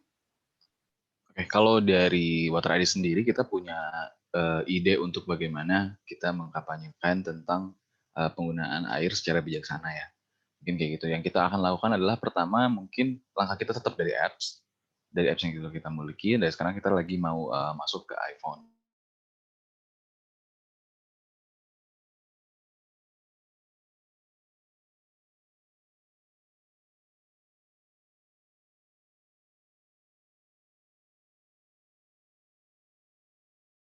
Memberikan informasi bahwa kita mengkomunikasinya, orang juga nggak jadi stres atau jadi takut. Kita mengkomunikasikan dengan cara-cara yang santai gitu. Kalau menurut saya sih, yang paling penting dari diri kitanya dulu sekarang ya. Untuk jangka waktu pendek dari diri kitanya dulu. Terus juga mungkin dari acara-acara seperti ini juga kita bikin lebih masif, atau kita mungkin nanti undang individu-individu yang memiliki jangkauan luas gitu ya, di mana orang-orang yang katakanlah memfollow dia di Instagram atau di mana tuh sangat terpengaruhi gitu ya. Mungkin itu hal-hal yang bisa kita kita ambil gitu. Seperti itu kalau menurut saya. Jadi memang langkah-langkah yang ini mungkin balik lagi ke edukasi lagi, terus berulang gitu, seperti itu sih. Gitu. Oke, mungkin ada penanya yang lain, boleh langsung raise hand aja atau menuliskan di kolom chat. Apakah ada? Mungkin dari saya dulu ya Pak ya. Kira-kira langkah konkret nih. Langkah konkret, kan saya tadi ngomongnya soal misalnya kita hemat air dan lain-lain. Kira-kira langkah konkret itu seperti apa sih? Kalau mungkin di bidang sampah kita langsung mengerti ya. Mungkin kita bilang 3R, oh langsung ngerti nih, kita pakai tumbler, kita buang sampah jangan sembarangan gitu ya. Nah tapi kalau langkah konkret untuk konservasi air buat insan-insan yang mungkin dari lingkungan ataupun bukan yang tidak paham, apa sih yang harus kita lakukan? Sebetulnya kalau hal sederhana yang bisa bisa kita lakukan, pertama mungkin kita di rumah bisa bikin sumur resapan dulu ya, sumur resapan sederhana. Dan mungkin ada juga informasi yang saya tangkap adalah pemerintah akan menggalakkan sumur resapan di rumah-rumah di komplek atau seperti itu untuk menanggulangi surplus air ya, supaya tidak terjadi banjir. Dan juga ketika misalkan household itu mau digunakan untuk mungkin wudhu ya, untuk nge-flush air gitu, seperti itu. Jadi langkah-langkah konkret yang bisa diambil mungkin seperti itu. Dan juga kita sekarang lagi develop sebuah alat sederhana, di mana alat sederhana itu juga dapat disambungkan dengan cloud PDAM gitu. Jadi kita mengukur tingkat penggunaan air, tingkat supply air. Jadi kita bisa tahu sebelum masalahnya terjadi. Gitu. Kita lagi develop alat itu sekarang, kita lagi prototyping. Kita bikin supaya alat itu murah dan bisa diaplikasikan di seluruh elemen lapisan masyarakat. Gitu. Maksudnya masyarakat juga bisa lihat di handphonenya atau di perangkat-perangkat lain penggunaan dia bulan ini, terus kemudian kita bisa kasih advice untuk juga penghematan dan apa sih dampaknya kalau misalkan kita pakai berlebihan seperti itu. Jadi kita pengen kita kasih dampak nyata juga. Jadi makanya kita develop alat ini untuk nanti kita pasang di rumah, karena di rumah yang jelek kita pasang nih ada meteran air kan, nanti kita pasang di situ, keluar masuk airnya nanti kita ukur, nanti PDAM jadi mereka nggak usah datang ke rumah per rumah. Jadi mereka nanti kita pakai long range signal, di mana nanti kita sediakan cloud-nya gitu. Jadi kita juga sekarang sedang berusaha, dan juga mungkin kesulitannya adalah investor-investor masih melihat bahwa industri ini tuh belum menarik ya gitu. Jadi memang kesadaran-kesadarannya agak susah. Mungkin itu yang kita lakukan sekarang. Nih, seru banget nih kalau teman-teman kan mungkin dari lingkungannya lebih ngerti dari saya nih. Kalau saya kan sebenarnya dari bisnis gitu. Cuma concern banget di air. Mungkin dari orang tua saya kan dia bekerja juga di PU, jadi dari kecil udah teracuni ya gitu. Dan juga sekarang dia juga ikut juga di beberapa bendungan ya di Jawa Barat gitu. Jadi kalau saya sih gitu. Oke. Ini ada penanya dari Pak Dedi Agustia. Sasaran paling tepat dari sosialisasi atau kampanye itu ke siapa? Apakah remaja, orang dewasa, orang tua, atau lansia, dan kenapa? Sebetulnya sasaran paling tepat adalah mungkin di kalangan usia produktif ya, di usia 20 sampai 35. Karena kan pemahaman saya adalah lebih mudah merubah orang-orang dengan seumuran kita dibanding yang sudah tua. Betul ya, kayak gitu mungkin kita lebih bisa dengan pendekatan yang lebih mudah. Jadi kalau menurut saya sih target yang harus mungkin kita edukasi lebih jauh adalah ya umur-umur produktif, dan di mana juga mereka kan semua punya media sosial, terus kita bisa mendekatinya lebih enak, terus cara komunikasi antar individu yang berada di kelompok individu ini kan lebih mudah ya ketimbang mungkin orang-orang yang punya umur lebih tua dari itu. Kalau menurut saya sih seperti itu. Gitu. Jadi mungkin targetnya mungkin lebih ke umur-umuran mahasiswa terutama ya. Gitu. Karena kan nanti di rumah bisa ngomong ke orang tuanya, misalkan nggak boleh pakai air gitu, mungkin kayak gitu. Nggak boleh pakai air berlebihan gitu. Karena kita juga sekarang pengen bikin alat di mana supaya pembuangan air dari rumah pribadi itu nggak langsung ke selokan, supaya bisa filtrasi lah, karena kan itu jadi tercemar ya. Namanya ada daur hidrologi. Jadi sebenarnya air yang kita gunakan hari ini sama dengan air beberapa tahun kebelakang, tinggal kualitasnya bagus atau tidak gitu kan. Jadi kan semakin tercemar ya semakin buruk dong. Gitu. Jadi kita lagi develop alatnya untuk supaya nggak terlalu buruk banget lah ketika keluar ke selokan tuh gitu. Betul, karena belum ada pengolahan ya dari tingkat rumah, mungkin langsung ke drainase ya. Mungkin ya. Mungkin sekarang jarang ya, bahkan rumah saya sendiri juga belum sih sebenarnya. Jadi kita lagi develop. Betul. Bahkan tangki septik pun belum septik ya, jadi bisa ada cemaran juga ke air tanah. Nah, itu yang berbahaya gitu. Jadi mungkin kita nanti bisa bareng-bareng ya sama teman-teman gitu. Kalau nanti teman-teman yang setelah acara ini mau ngobrol-ngobrol lebih lanjut atau mereka punya ide tentang mau bikin device apa yang sangat itu, kita boleh terbuka banget kok. Tuh. Mungkin boleh lanjut ya, bagaimana cara misalnya mau tergabung di Water ID dan menghubunginya kemana? Oke, jadi sebenarnya kalau Water ID sendiri kita udah punya namanya Water Warriors. Kita punya Water Warriors sekitar ada 500 orang ya. Kita punya komunitas di seluruh Indonesia. Nah, jadi kalau mau gabung sebenarnya tinggal kontak via LinkedIn atau via Instagram, atau di Instagram ada nomor kita, jadi bisa langsung kontak aja. Nanti kita bisa ngobrol-ngobrol, nanti misalkan ya udah Kak saya mau di-invite ke Water Warriors, boleh. Nanti kita ngobrol-ngobrol di situ. Kayak kemarin ada kita share-share beberapa acara yang terkait air juga. Jadi kita pengen punya orang-orang yang bergerilya gitu, walaupun sedikit, tapi bahwa ini ada gitu, dan juga mereka bisa memberikan impact gitu. Boleh ya, langsung di-follow aja kalau misalnya ada yang tertarik untuk gabung. Download dulu tapi app-nya. Oke, download dulu app. Namanya apa? Water ID. Water ID. Ya, bisa untuk di App Store ataupun di iOS kita belum, kita masih iOS belum. Ya. Oke. Water ID. Oke. Ada lagi yang ingin bertanya? Dari peserta boleh di raise hand aja atau diketik melalui kolom chat. Tapi kalau acara ini yang pertama atau sudah rutin dari himpunan ini? Boleh mungkin Nurdian dari segi panitia boleh sekaligus promosi. Ya, terima kasih ya Teh Angel sama Pak Nastia. Kalau misal untuk acara himpunan sendiri, sebenarnya kita tiap tahun mengadakan Pak, tapi untuk di tahun ini baru yang pertama. Kemudian nanti di bulan April ada lagi tentang pengolahan sampah. Gitu Pak. Mungkin nanti Pak dari himpunan juga kan ada program kerja juga dia jalin relasi gitu. Bisa lebih panjang lagi mungkin Pak hubungannya dengan ini tuh. Seperti nanti kita terlibat di Water Warrior atau dan lain-lainnya gitu. Pasti. Kita sangat terbuka banget ya tentang hal kayak gitu. Jadi kalau misalkan nanti kita bisa ngobrol-ngobrol lebih lanjut juga boleh.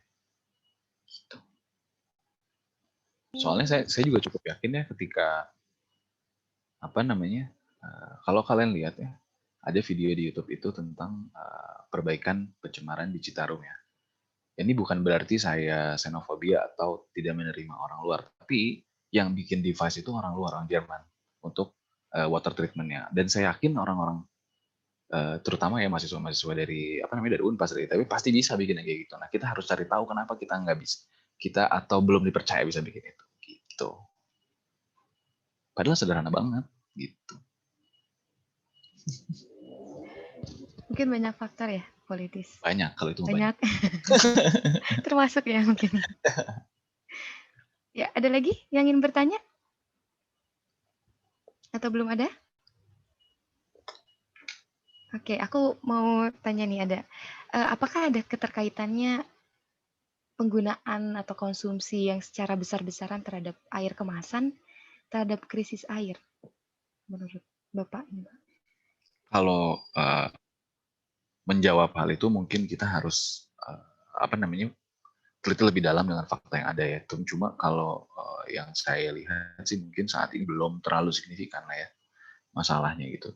Karena masalah itu kan biasanya mereka sudah punya amdalnya sendiri. Ketika mereka mau mendirikan perusahaan seperti itu kan mereka harus punya amdalnya sendiri. Dan mungkin kalau untuk perusahaan-perusahaan besar mereka, saya yakin sistem amdalnya udah cukup bagus ya untuk supaya tidak merusak supaya tidak merusak ekologi sekitarnya gitu. Dan bahkan sekarang mungkin kalau saya nggak salah dari Nestle juga dari beberapa perusahaan air udah mulai bergerak untuk mengurangi plastik ya, karena mereka hari-hari ini kan diserang juga ya. Jadi pencemaran laut kan paling besar katanya dari air minum kemasan. Ya mungkin itu juga harus dari sisi demand-nya ya, masyarakat juga harus diedukasi terus-terusan gitu, atau lebih masif gitu. Jadi kalau dari segi negatifnya mungkin ada, tapi mungkin nggak terlalu besar ya. Gitu.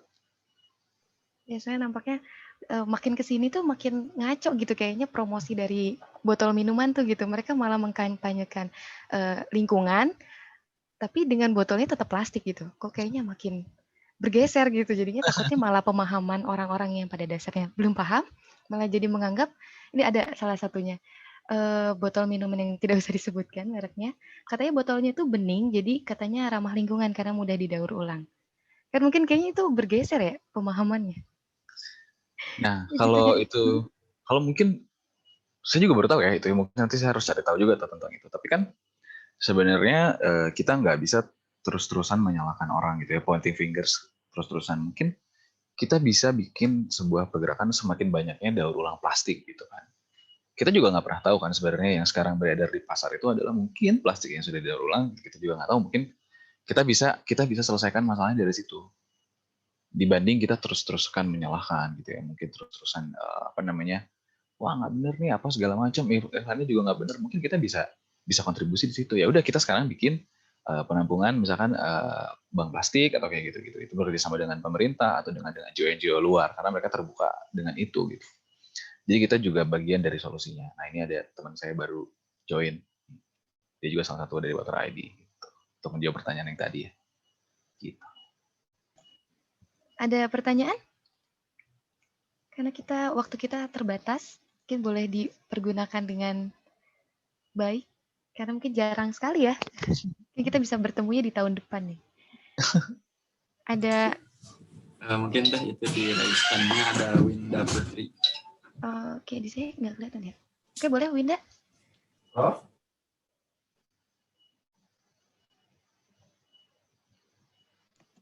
Oke, mohon izin buat bertanya kepada narasumber. Nah, nama saya Winda Putri Ardiani dari Universitas Pasundan Bandung.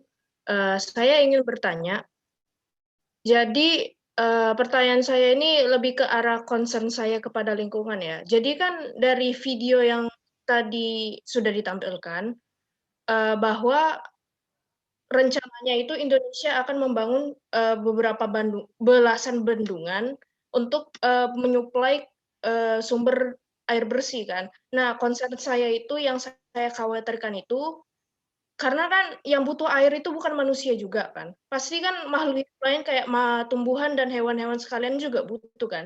Nah, jadi tuh saya tuh juga baca dari sumber-sumber dari luar negeri itu, ternyata bendungan mereka itu, yang mereka buat itu, memberi dampak baik kepada manusia, seperti ya, sumber daya airnya terjaga, tapi, dari lingkungannya sendiri itu tuh rusak. Jadi kayak hewan-hewan di sana tuh banyak kekurangan air, jadi lingkungan sekitarnya ekologinya rusak, segala macam.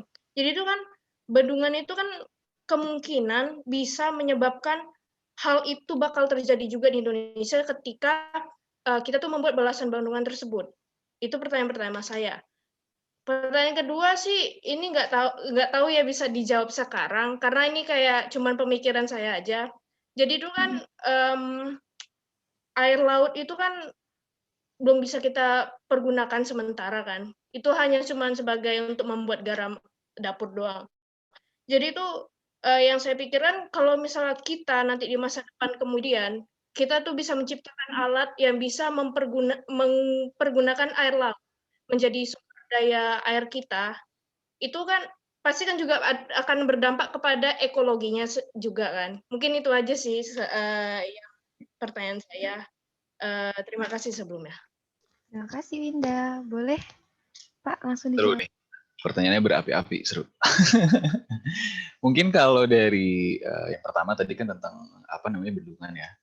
Mungkin kalau dari sudut pandang yang merusak ekosistem atau merusak ekologi di sekitarnya, kita bisa mungkin juga berkontribusi dengan terus menyuarakan bahwa harus apa namanya sebuah pembangunan yang berkeadilan untuk semua masyarakat, mau itu apa namanya hewan-hewan yang ada di sekitar situ dan alam yang ada di sekitar situ. Mungkin kita bisa sebagai mahasiswa kalian mungkin bisa terus dorong itu sebagai bagian dari perbaikan alam dan saya percaya sih bahwa pembangunan bendungan di Indonesia itu sudah diperhitungkan. Saya cukup yakin gitu. Nah, kalau misalkan nanti ternyata ada yang misalkan apa namanya bertolak belakang dengan itu, mungkin kita bisa terus suarakan dengan apa namanya kita saluran-saluran media yang kita bisa akses seperti itu mungkin.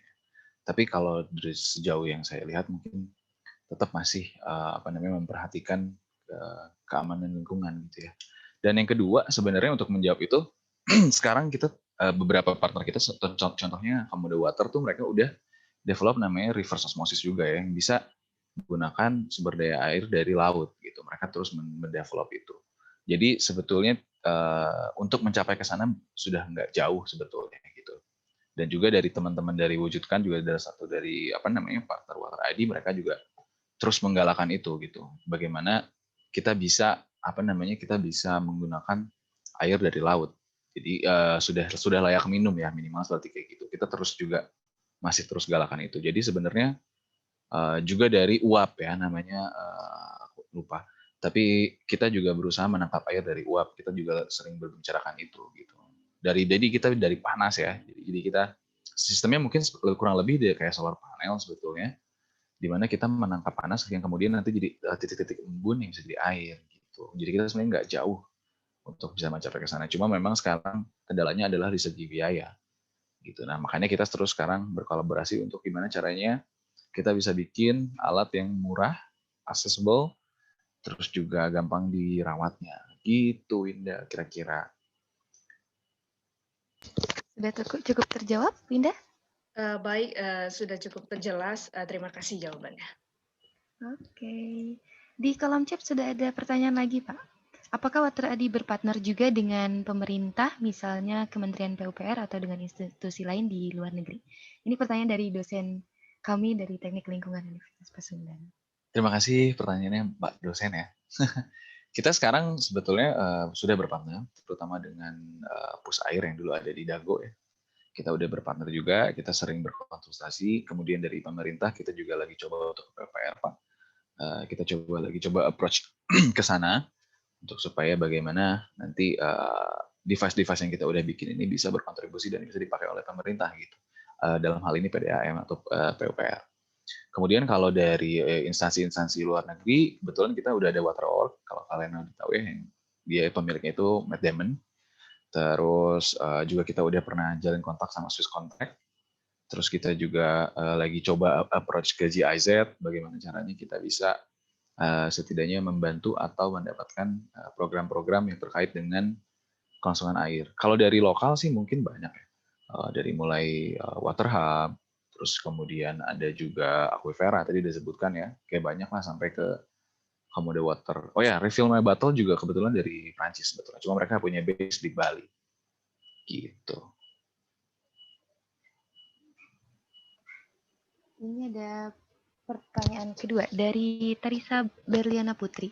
Bagaimana cara untuk mengatasi permasalahan di Bendungan Jatiluhur Purwakarta, di mana di sana terdapat banyak keramba jaring apung yang mungkin tidak bisa langsung dihilangkan karena dapat mempengaruhi perekonomian warga sekitar bendungan tersebut. Oke. Itu mungkin udah lama ya. Ada keramba apung itu udah cukup lama ya. Sekarang mungkin mereka makin tenar juga itu. Kita bisa makan di situ. Nah, mungkin yang bisa kita lakukan sebagai orang-orang pemerhati lingkungan atau teman-teman yang dari teknik lingkungan bisa mungkin datang ke site-nya, kita bisa kasih edukasi bahwa bagaimana sih si kegiatan ekonomi ini juga tetap aman dilakukan dan juga tetap menjaga lingkungan gitu. Mungkin kita bisa bantu dari segi aplikasi teknologinya mungkin seperti itu ya.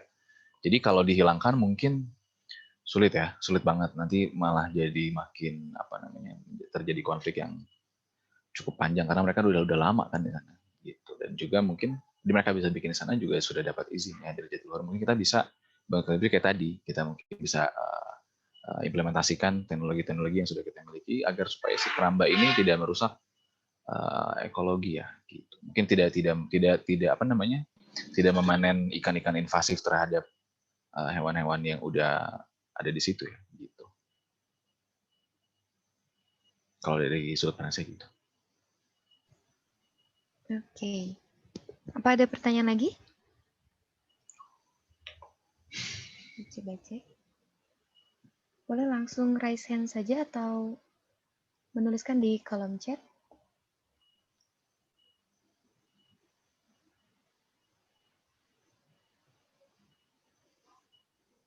Apakah ada? Nanti sebetulnya kalau ada yang nanya. Oke. Ada yang nanya? Saya tidak bisa melihat ini. Ada yang raise hand? Kayaknya belum. Boleh dilanjutkan, Pak? Jadi mungkin kalau misalkan nanti teman-teman ada yang tertarik untuk kita kenalin sama teman-teman dari Indonesia Tanggul Air juga boleh ya. Gitu. Nanti kita ngobrol-ngobrol sama teman banyak.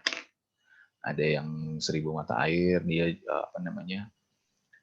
mereka visinya itu menyediakan sumber daya air atau membor mata air yang aman terhadap lingkungan. Terus juga ada wujudkan mereka berusaha menampung air hujan kayak gitu-gitu banyak. Jadi nanti kalau misalkan kita mau bikin forum diskusi sendiri juga bisa. Gitu. Nanti coba saya informasikan ke teman-teman gitu. Tadi ada beberapa tapi sekarang udah nggak ada. Jadi apakah sebenarnya air hujan yang bisa kita tampung itu bisa kita konsumsi atau perlu diolah lagi nih Pak? Sebetulnya mungkin untuk menjamin kualitas air yang kita minum itu baik, ya mungkin tetap harus ada sistem filtrasinya ya. Dan dari teman-teman wujudkan sih yakin bahwa kita bisa menggunakan itu gitu, sebagai bagian dari penanggulangan banjir gitu. Jadi dan mereka juga sama, semua punya landasan di mana alat yang kita bikin itu murah dan bisa didapatkan oleh seluruh elemen masyarakat gitu. Jadi saya sih sampai saat ini juga cukup yakin ya kita bisa pakai air hujan untuk banyak hal gitu. Apa Water ID juga mengeluarkan produk-produk yang bisa diperjualkan misalnya atau hanya fokus untuk mengkampanyekan aja ya? Sampai saat ini kita masih fokus di aplikasi ya. Kita masih fokus di aplikasi sebagai sebuah platform di mana mempertemukan pihak-pihak yang punya masalah air atau peduli terhadap air gitu. Kita juga sebetulnya nanti mungkin kita punya rencana ke sana, tapi saat ini kita pengen dulu untuk berkolaborasi dengan pemerintah agar supaya masyarakat tuh jangan dulu beli. Ini bagian dari edukasi. Gitu.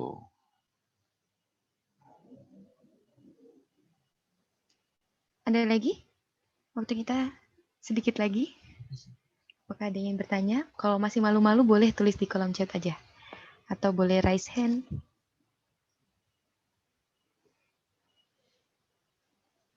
Sambil menunggu nih, aku punya pertanyaan nih Pak. Kira-kira dampak terburuk kalau misalnya air yang ada, mungkin kalau ngomong krisis air mungkin karena kualitasnya ya Pak ya, bukan karena kuantitasnya gitu.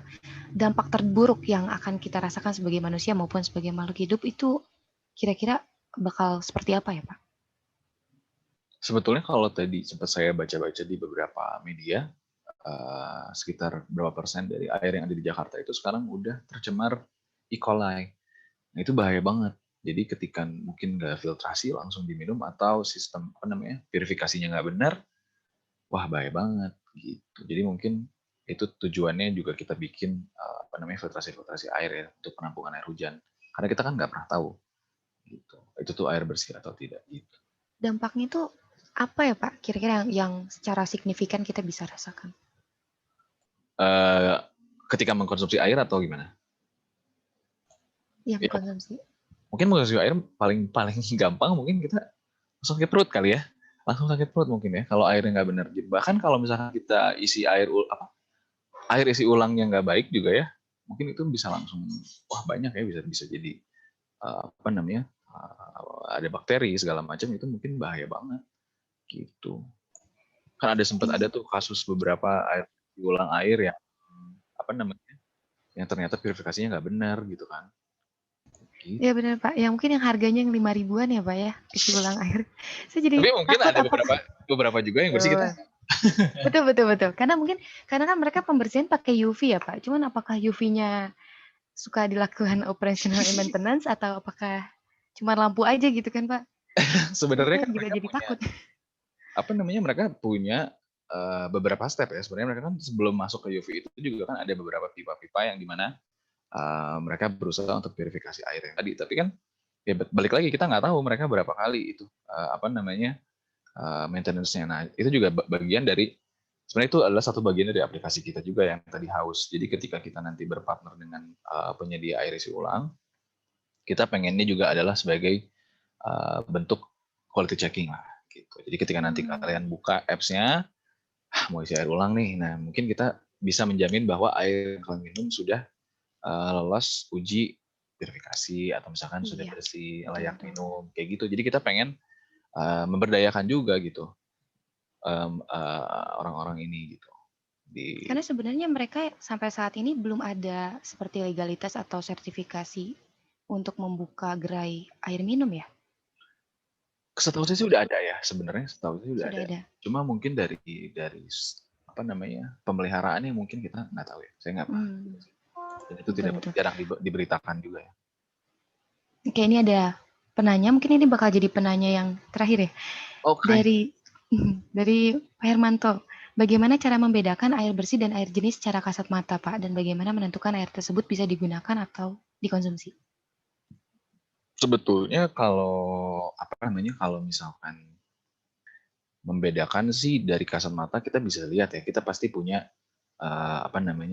perasaan bahwa kayaknya airnya nggak benar ya, atau misalkan ketika kita simpan di sebuah wadah yang transparan kita bisa lihat bahwa air ini nggak benar gitu. Atau misalkan ketika kita lagi ada di hutan atau kita lagi jalan-jalan, mungkin hindari air-air yang menggenang gitu. Dan juga ketika misalkan kita ketemu sungai, sebisa mungkin jangan langsung diminum gitu. Sebisa mungkin kita jangan langsung minum. Kita gimana sih cara purifikasinya? Kita bisa ambil airnya, kita bikin api unggun, kita panasin batu, terus batunya nanti kita masukin ke wadah air minum itu. Jadi sebisa mungkin juga kalau misalkan memang airnya terlihat bersih dan kita cukup yakin dan juga kita berani, nggak apa-apa. Cuma harus tetap ada verifikasi gitu. Karena kita nggak pernah tahu di hulunya ada apa. Gitu. Jadi kalau dari sudut pandang saya sih untuk membedakan air yang layak minum dan tidak, kita sudah bisa menilai sendiri ya. Gitu. Apakah air itu berbau atau tidak, seperti itu. Karena pemanasan juga salah satu sistem pengolahan ya Pak ya. Dan sederhana. Dan sederhana yang bisa dilakukan di setiap rumah begitu ya Pak. Betul banget. Oke. Karena waktunya sudah habis, mungkin lebih lanjutnya tadi sudah diberitahukan boleh langsung follow aja di Water ID dan bisa menanyakan pertanyaan yang belum bisa disampaikan ke sana. Mungkin bisa berkumpul juga, bisa jadi Water ID Warrior juga. Dan kata-kata terakhir Pak boleh disampaikan untuk para peserta. Kalau dari saya, penutupnya mungkin terima kasih atas kesempatannya. Ini kesempatan juga yang sangat bagus dan juga acara yang bagus yang mungkin harus lebih sering diadain nih. Terus bagaimana caranya kita bisa dapat audiens di luar dari Unpas lebih banyak gitu. Jadi terus juga kita berjuang untuk keamanan lingkungan kita semua ya. Gitu. Semoga apa yang saya sampaikan hari ini bisa jadi penambah pengetahuan dan juga berguna gitu, dan juga kita nambah relasi ya. Amin. Terima kasih Bapak. Terima Mungkin kasih. untuk akhir ini saya simpulkan dari talk show kali ini bahwa sebenarnya Indonesia punya potensi yang besar, tapi karena populasinya yang tinggi juga dapat meningkatkan demand akan kebutuhan air ini. Sebagai peran anak muda dan juga peran akademisi yang harus kita lakukan adalah kita harus turun ke lapangan, mengkampanyekan kepada masyarakat, khususnya tadi generasi milenial, dan juga kita melakukan penghematan air, melakukan inovasi juga tentang kasus ini agar dapat terselesaikan juga.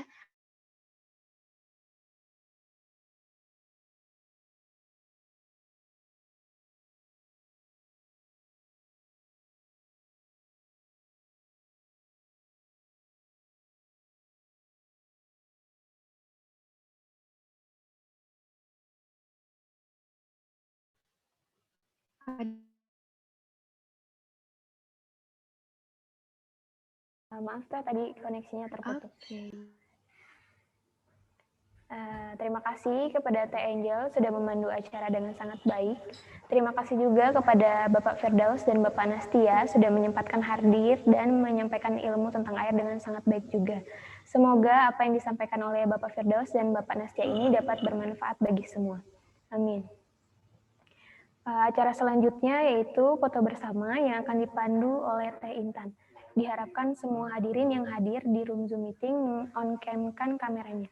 Silakan Teh Intan. Iya, baik Teh. Buat semuanya yang belum menyalakan kamera, dinyalakan terlebih dahulu ya. Ini ada 4 sesi, slide 1 sampai 4. Slide pertama dulu ya, boleh gaya bebas. 1, 2, 3. Nah, slide kedua.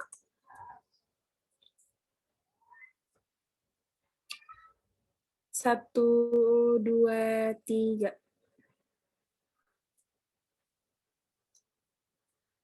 Lanjut ke slide berikutnya, slide ketiga. Buat yang belum menyalakan kamera, boleh dinyalakan terlebih dahulu. Slide ketiga, 1, 2, 3.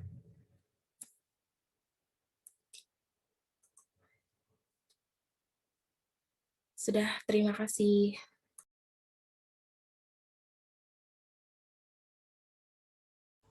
Terima kasih Teh Intan. Baik, foto bersama telah selesai. Dengan ini, alhamdulillah talk show hari ini kita cerita tentang air pun telah selesai juga. Saya selaku pembawa acara memohon maaf apabila ada salah kata dan perbuatan yang kurang berkenan selama membawai acara ini.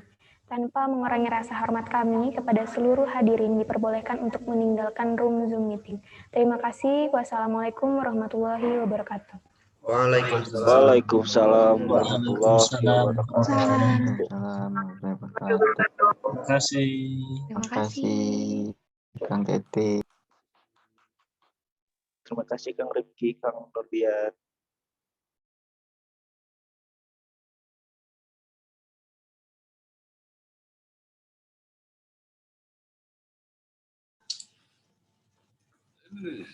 Terima kasih Teh Angel.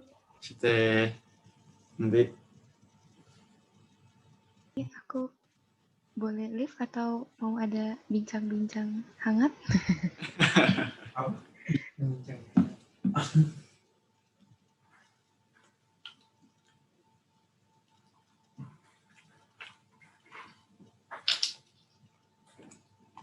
Ini ada yang belum keluar. Remove.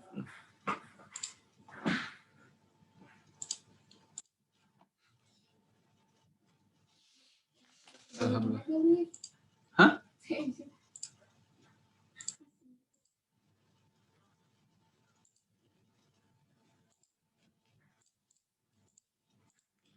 Bincang-bincang hangat dulu sama Pak. Ini belum di pause.